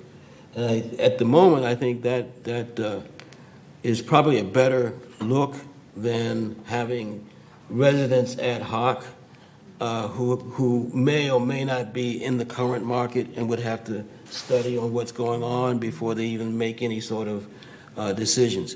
I think we're at a point now where there's nothing certain other than perhaps treasury bonds and something that's secure, not either treasuries or something more certain or as certain. So I don't know whether or not it makes sense to do an ad hoc right now, but we'll just keep it on the table before we make a decision. But I don't think an ad hoc would add to the mix at the moment. Well, I think it's really important that GRF is responsible for this money. And based upon my experience in investments, it's very important that any kind of advice that we get are from certified financial counselors. Taking advice from a resident that hasn't been in the business or is just a day trader, not going along with our long-term investment idea, is taking too big of a risk for our money. But keep in mind, Diane, that earlier today, Jim had mentioned that we are going to be looking at, getting some information from our financial advisor and being able to take a look that if this would even be an idea for us to look at. Thank you. Thanks, Madam Chair. And just to add to that, I did say this, that there are folks that would like to have access to our financial position. And so if you bring those people in, and have them make suggestions. You're getting ideas from professionals at that point, whether you use them or not. And so that's the tack that we're going on right now.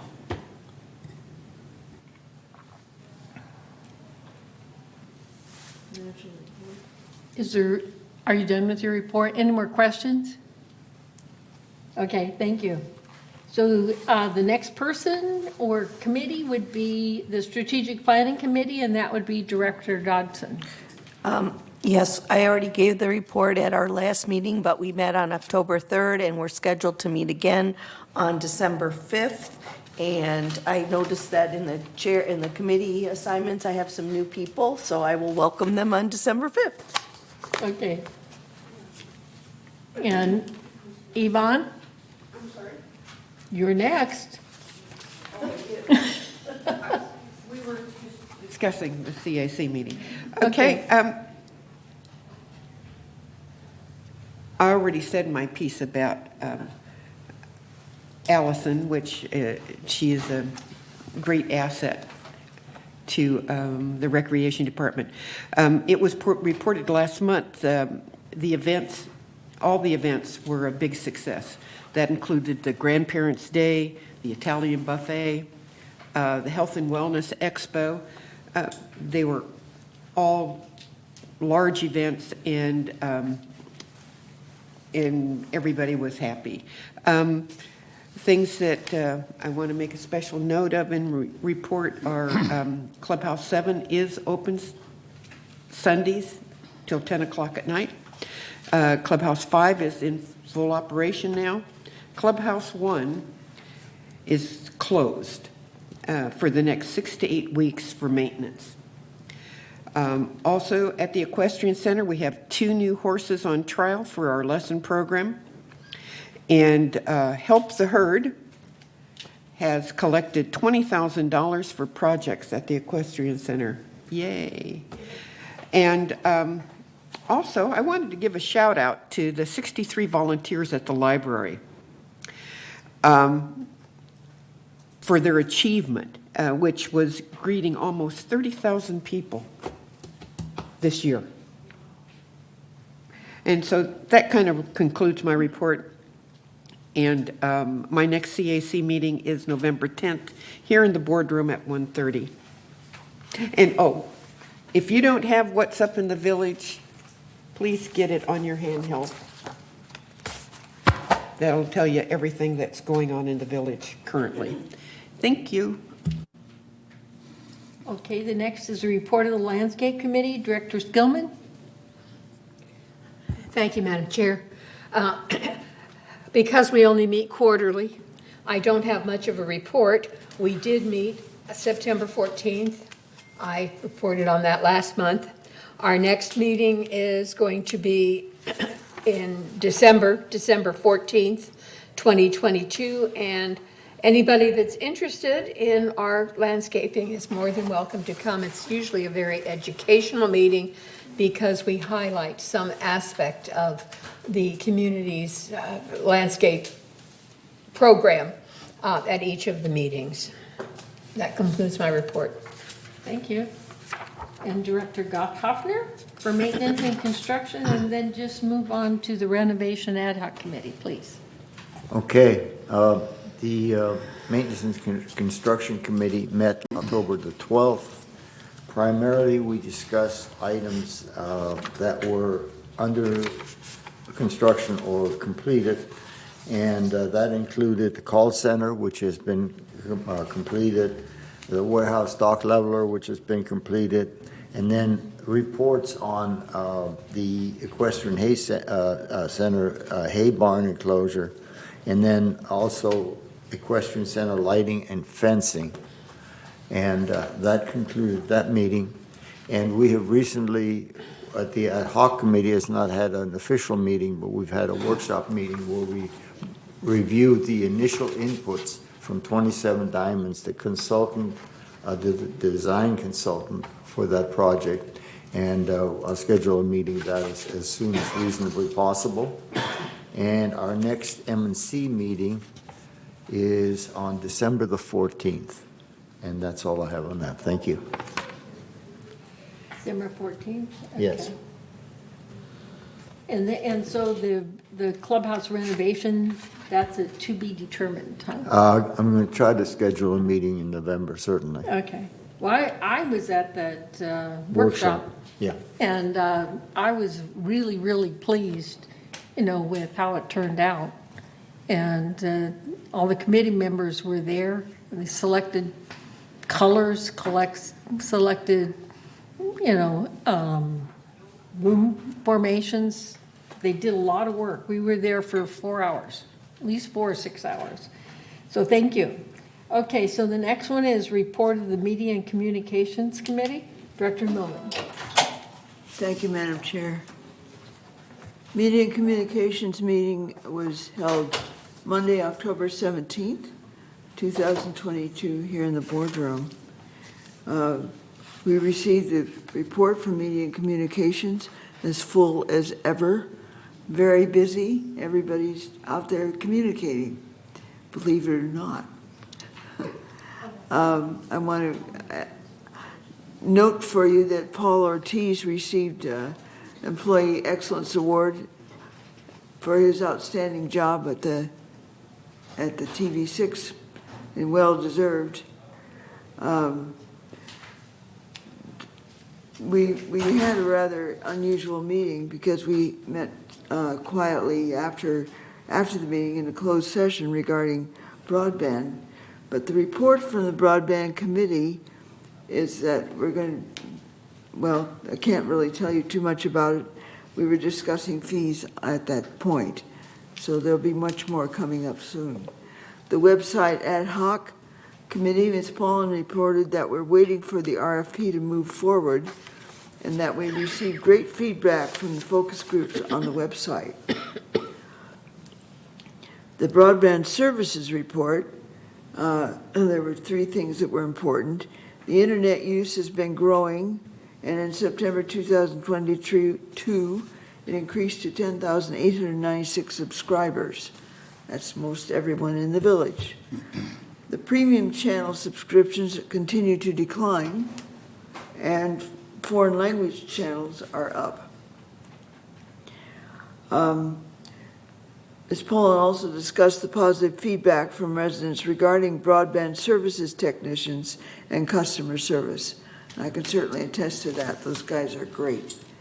Our next meeting will be Monday, November 21st, 2022, at 1:30 here in the boardroom. And that concludes my report. Okay, thank you. So the next report is mobility and vehicles with Director Tibbetts, and if he would then continue to the community access, okay? All right, thank you, Madam President. We had on mobility and vehicles, we had a presentation from Eric Turnell. He's from the city of Laguna Woods, and the city is in the beginning planning stages of developing mobility services for seniors who have disabilities. And some of the planning will include developing driverless vehicles. And that's kind of scary, but they said it's done in other communities and it works. And they're at the very beginning planning stages. And it does not involve us at all, except, of course, giving them permission to enter. But all the planning is being done by the city, and I'll keep you up to date with anything new that I hear. And then Staff Officer Robert Carroll gave us an update on ridership. We had a huge, big jump in our fixed route program with over 7,300 trips compared to last month. So things are getting back to normal. Our Journey program was showed the largest growth in the past 3 years. And that's for medical services, but it's being used. In the area of vehicles, we're still waiting for delivery of 6 vehicles. And the reason we're waiting is that the the manufacturer is short of microchips. And so when they get those, we'll get our vehicles.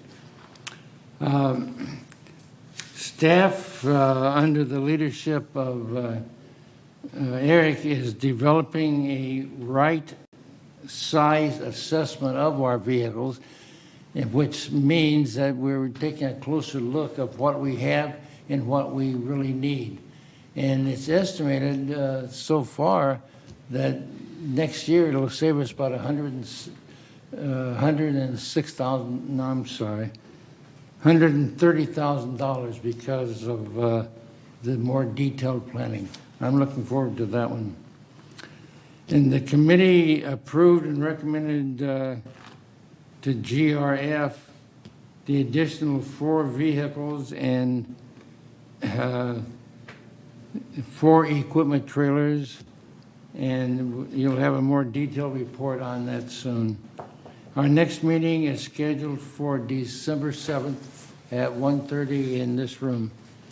In the area of security and community access, Chief Nunez gave us a report on the reorganization that will tighten up our preparedness program. It's really kind of loose, and he is showing really good beginning leadership in tightening up that whole program. In RV lots, as of yesterday, we have openings in A and B, and those on the waiting list are being notified. The chief complaints we have had in social services still includes falls.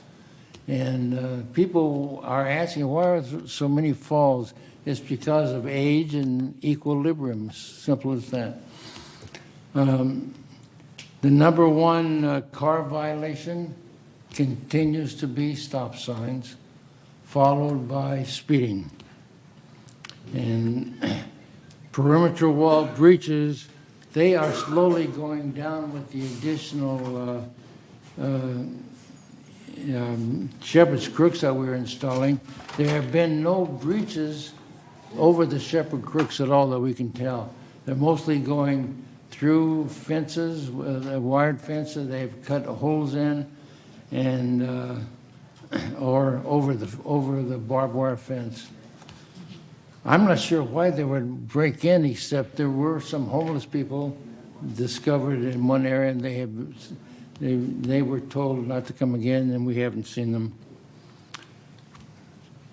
We had a long, detailed discussion on about putting in a stop sign at Avenida Sevilla, and the board split on that decision yesterday to install it, to hire a professional individual to study it, and it was split 2-2, and I voted it down because I don't think the need is there right now. But we are going to monitor it to make sure it's safe. The final concern we have, which is nothing we can do about, is of a gentleman, a newer resident, when a car parks on the behind his auto stall, he can't get out. There isn't enough room, and it's a huge, long car. And we didn't have this problem years ago because the cars are smaller. But he has a long car, so we don't have an answer for him. He is going to talk to the people who park behind him, see if that helps. But you might hear about it. And that's in my reports. Thank you. So the next item is the Laguna Woods Village traffic hearings. Director Addington. Thank you, Madam President. We had the meeting on October the 19th, and first of all, I was the chair that day, and we had a little house cleaning to take care of, so I'll mention that first. After the resignation of our we had an honorary, not honorary, but sort of an unofficial permanent chair of that committee for years, Mr. John Frankel, and he recently resigned from third, and of course he off his committee, so it was time to do a little change since we lost him. We didn't lose him, we just lost him to retirement, but still, we really miss him. He was just a great chairman for the traffic committee. And so we did some research and dug up the resolution, which nobody cares, but there is a resolution that spells all this stuff out for the traffic committee. And I have it here, but I don't think the folks at home are going to want to write it down. Anyway, trust me, it says that the chair is going to rotate. And so this is a public announcement, and I like process, like my friend Jim here. I like process and I like order. So I took A, B, C, D because I was the chair and I could. And so A is GRF, B is 50, C is third, and D is United. And that's just the way it came out. There was nothing. So I was GRF, so I was this meeting. The next one will be chaired by 50. If 50's not there, then third. Well, et cetera, et cetera. So we're going to rotate them, but we agreed on this rota just so to make it simple, and so nobody's sitting there. Oh, and also for staff, so they'll have a good idea of who the chair is going to be. So that took at least 15 or 20 minutes. That was a big issue. So then we got to our one person that got a ticket or a notice of violation. And he was found guilty with a slightly reduced, well, we cut his fine in half, as a matter of fact. We gave him a discount. But the cause of him being there was an expired registration, but it led to some issues that are kind of important.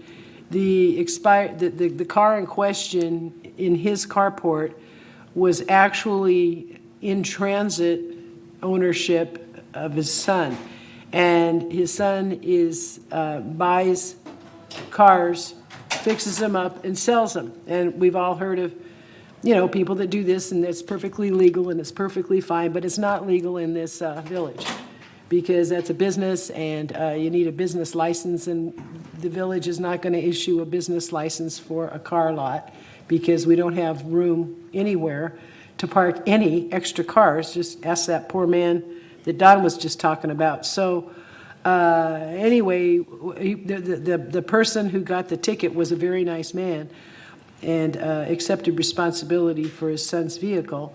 But the reason I'm going into any kind of this detail is really if you folks out there in TV land, if you know somebody that's doing this, you need to either talk to them to get them to stop doing it, or else call with your with your observations to security, because this is something that goes on periodically in the village, and it's just not it's not appropriate for our village. I'll just say that. So, and it's not legal either. That was it. That's my report. More than usual. Sorry. Okay, thank you. So the next is the Compliance Ad Hoc Committee, which I am chair. And it was our first meeting, and the goal of that committee is to review all the resolutions and educate. We had a overview, basically by Francis, as to what the current process is. But I think the highlight of that is we are discussing, we're not forming yet, Siobhan, we are discussing, having an GRF executive hearing board. And what we did request from compliance is that we have a report especially for our closed meeting, as all the disciplinary cases that are open. And this is the same process that United and Third have. But we're just asking that we would be aware of all of the cases so that we would be able to follow up and discuss further, having our own executive hearing committee. So thank you. So the next one, oops, me again, insurance ad hoc. So we're still on hold with that. Huh? Disaster prep? Oh, I'm sorry. I'm keep skipping ahead of me. myself, I apologize. Okay, disaster preparedness, Juanita. Okay.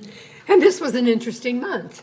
Yes. We had our meeting on November 28th and our usual radio drill, of which we had good participation. In October was the Great California Shakeout. This time we did not involve the Good Neighbor captains, but it was done with the radio drills, et cetera, just to make sure the infrastructure was in place there, since we have new people with Chief Nunes and our new disaster coordinator, Mr. Green. And so that all worked out really well. The radio drills are with the radio club, and they are so great. They really are a big asset to this community. So our next meeting will be, you know what, I'm not sure.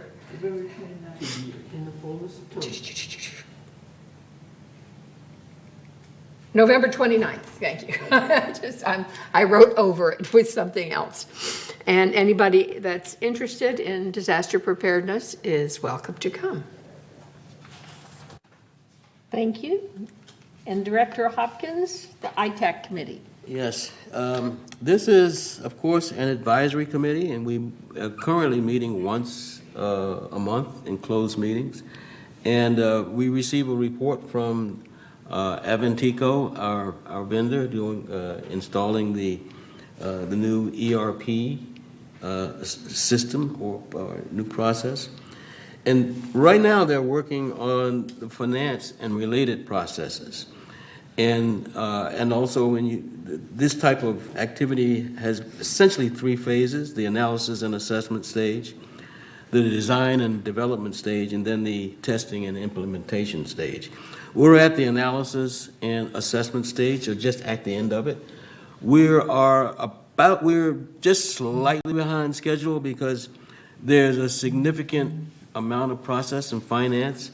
We've got a very complex governing structure here, and I don't think that Aventico anticipated the complexity of our governance and therefore accounting structure. However, they have kept up with it thanks to staff.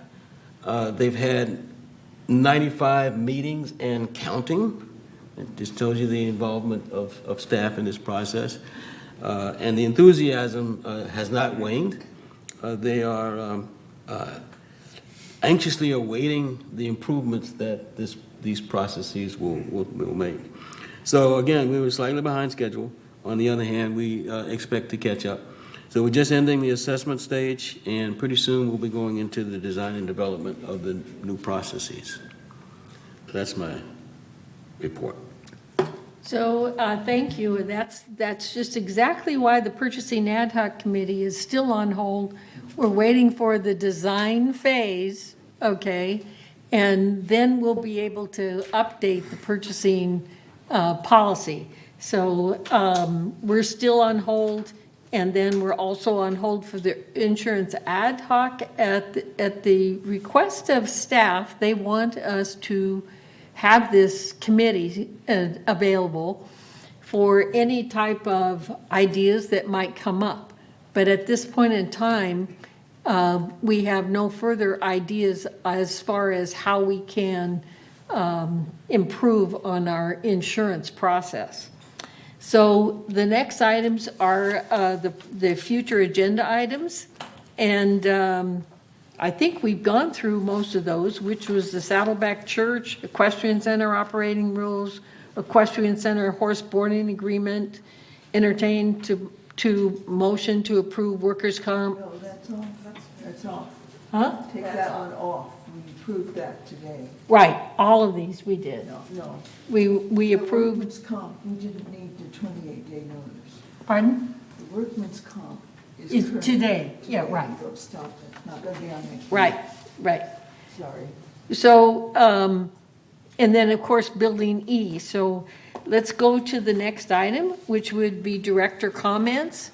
And do we want to go around the dais, or do we want people to raise up? Thank you. I have two comments. We do not, and Siobhan probably has more information because she's more in touch with them, but I think our residents need to know about two projects that are going on at the city. We had a wonderful meeting at the city for the development of a new fire station. Right. Fire Station 22 that we have over here on El Toro is the busiest one they have in Orange County. So they're going to divide it up so that we get a little bit better, we get really good service, but it'll make it easier on them.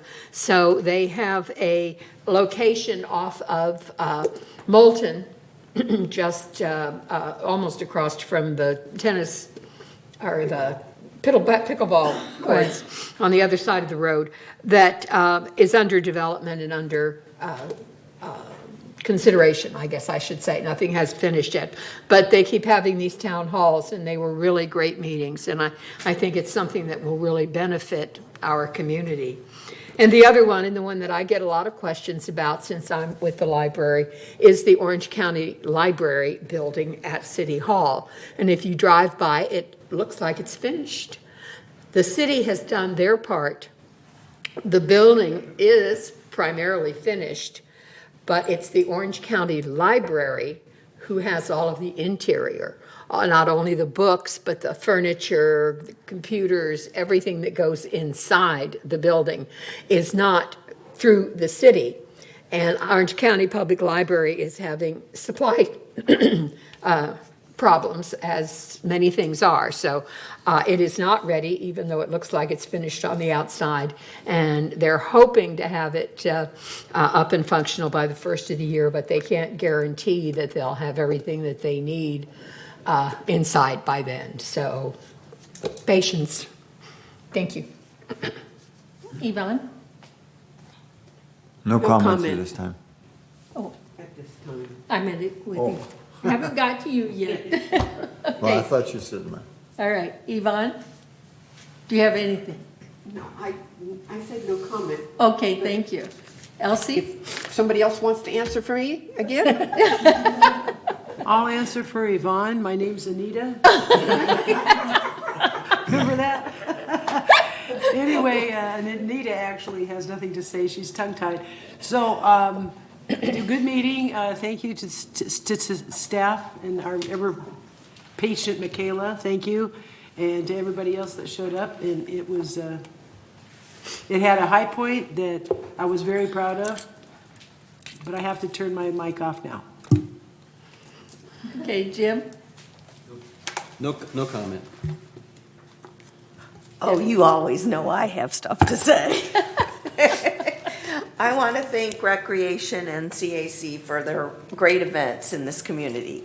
We do a wonderful job here of involving our residents, bringing in their grandchildren, their children, and I want to express appreciation for that. I also want to thank the library volunteers. That's amazing. And there is a nationwide paper shortage, which is why their books and things aren't being published. I want to thank Jim Hopkins for his undying loyalty and attention to detail to make sure that everything is transparent, above board, and without reproach. And I want to also mention misinformation and disinformation in the public, on the globe, and next door. Those people who post this misinformation and disinformation, they are harming this community with things that are not true. Answers are always available. I'm a big proponent of education. Educate yourself. There is information, there are answers, facts are available. Do not listen to this misinformation and disinformation. It will make you crazy. Social media, next door, Globe, all of those things. I campaign against the misinformation all the time because it's rampant. And it's not just in our community, but that's neither here nor there. So thank you for a great meeting today. Thank you, Jim, again, and that's it. Okay, Egon? Again, no comment. Okay, thank you. I just want to continue what Juanita was talking about, the fire station. There were several GRF people that went over for the town hall, and we were so interested because the placement of that is going to be the passive park right by gate 16. And I can tell you that the design of that, is really great, because Yvonne and I went over there and we said, oh my gosh, how are they going to build a fire station in that small area? And I took Gan with us over to the city because I was really concerned, how are they, and I was concerned with the sound, okay? But I tell you, I was quite pleased with their design. It was going to be a two-story. They would have two engines, and then the top part would be their living part. And they also considered the people that are in Ayers Hotel, that they would not be looking down at the fire station, that they would be looking at something pleasant. And they also covered our concern about sound. The consensus is the sound would be a lot less because they have a lot shorter a way to go, to service our community. So that's my comments. Okay. Thank you. I really enjoyed today's initial presentations, especially during members' comments. I thought they were very courageous, and it's about time. I hope it had some effect. Anyway, I enjoyed the meeting, and it's always a pleasure to be with all of you and get things done here. Thank you. Is it my turn? I think Bunny, you forgot to tell that we also went and visited the Bluff area, Clubhouse 7 area. The Picturesque Club is trying to have a big area for 24 courts so that they can have some international competition and stuff like that, and that will give us a source of income. So they are considering that, and we suggested that you prepare a proposal and submit to us, then we will consider what we can do about it. That is about it. Thank you. Thank you. And I got a cold. Okay. I have no comment. All right. Yes, you have a comment? Diane Casey has a comment. Okay. I'll pull her in. Okay. Hello, I just wanted to say congratulations. I got the email today, 3 more years. Thank you. I don't know if that's a thank you yet. I Thank you, appreciate Diane. it. You're welcome. Thank you. All right. Any more comments? No, that's it. Okay, if there's no more comments, we will recess, have our lunch, and then adjourn for the closed meeting, recess to the closed meeting. What time would you like to start closed session? We had a gentleman come in who specifically came to come to the meeting. I don't know if he has. Are you asking me if we should ask him why he's here? Yeah. Okay. Shall we ask him why? Would you ask?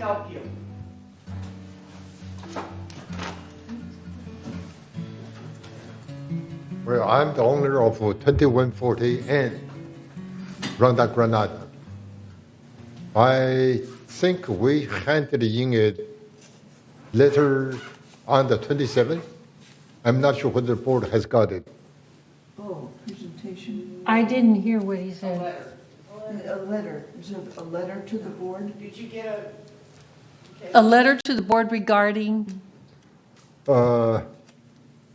to put it this way, we were away from the area for quite some time.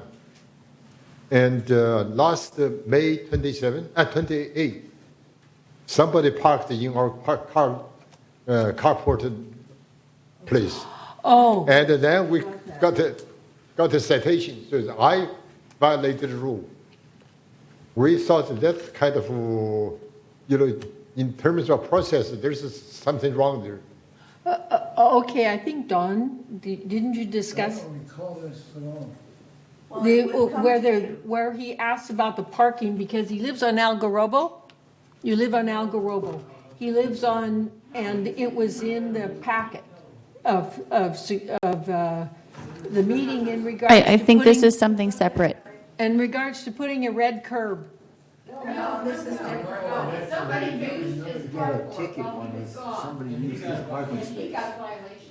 Oh, is that what he said? Oh, okay. Okay, I got it mixed The up. citation means I was supposed to pay $25 fine.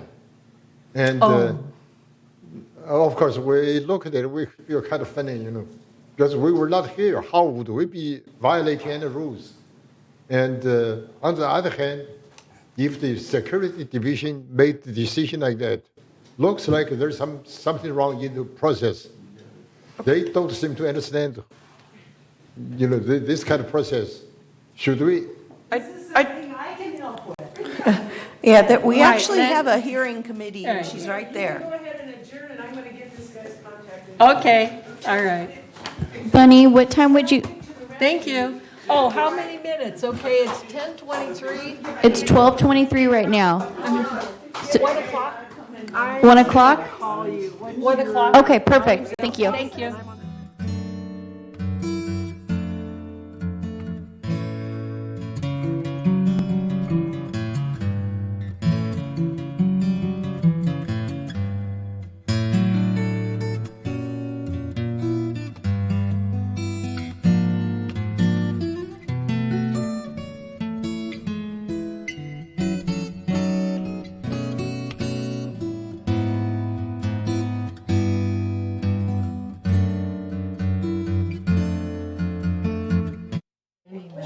Sorry, I didn't write it good. Different words, And,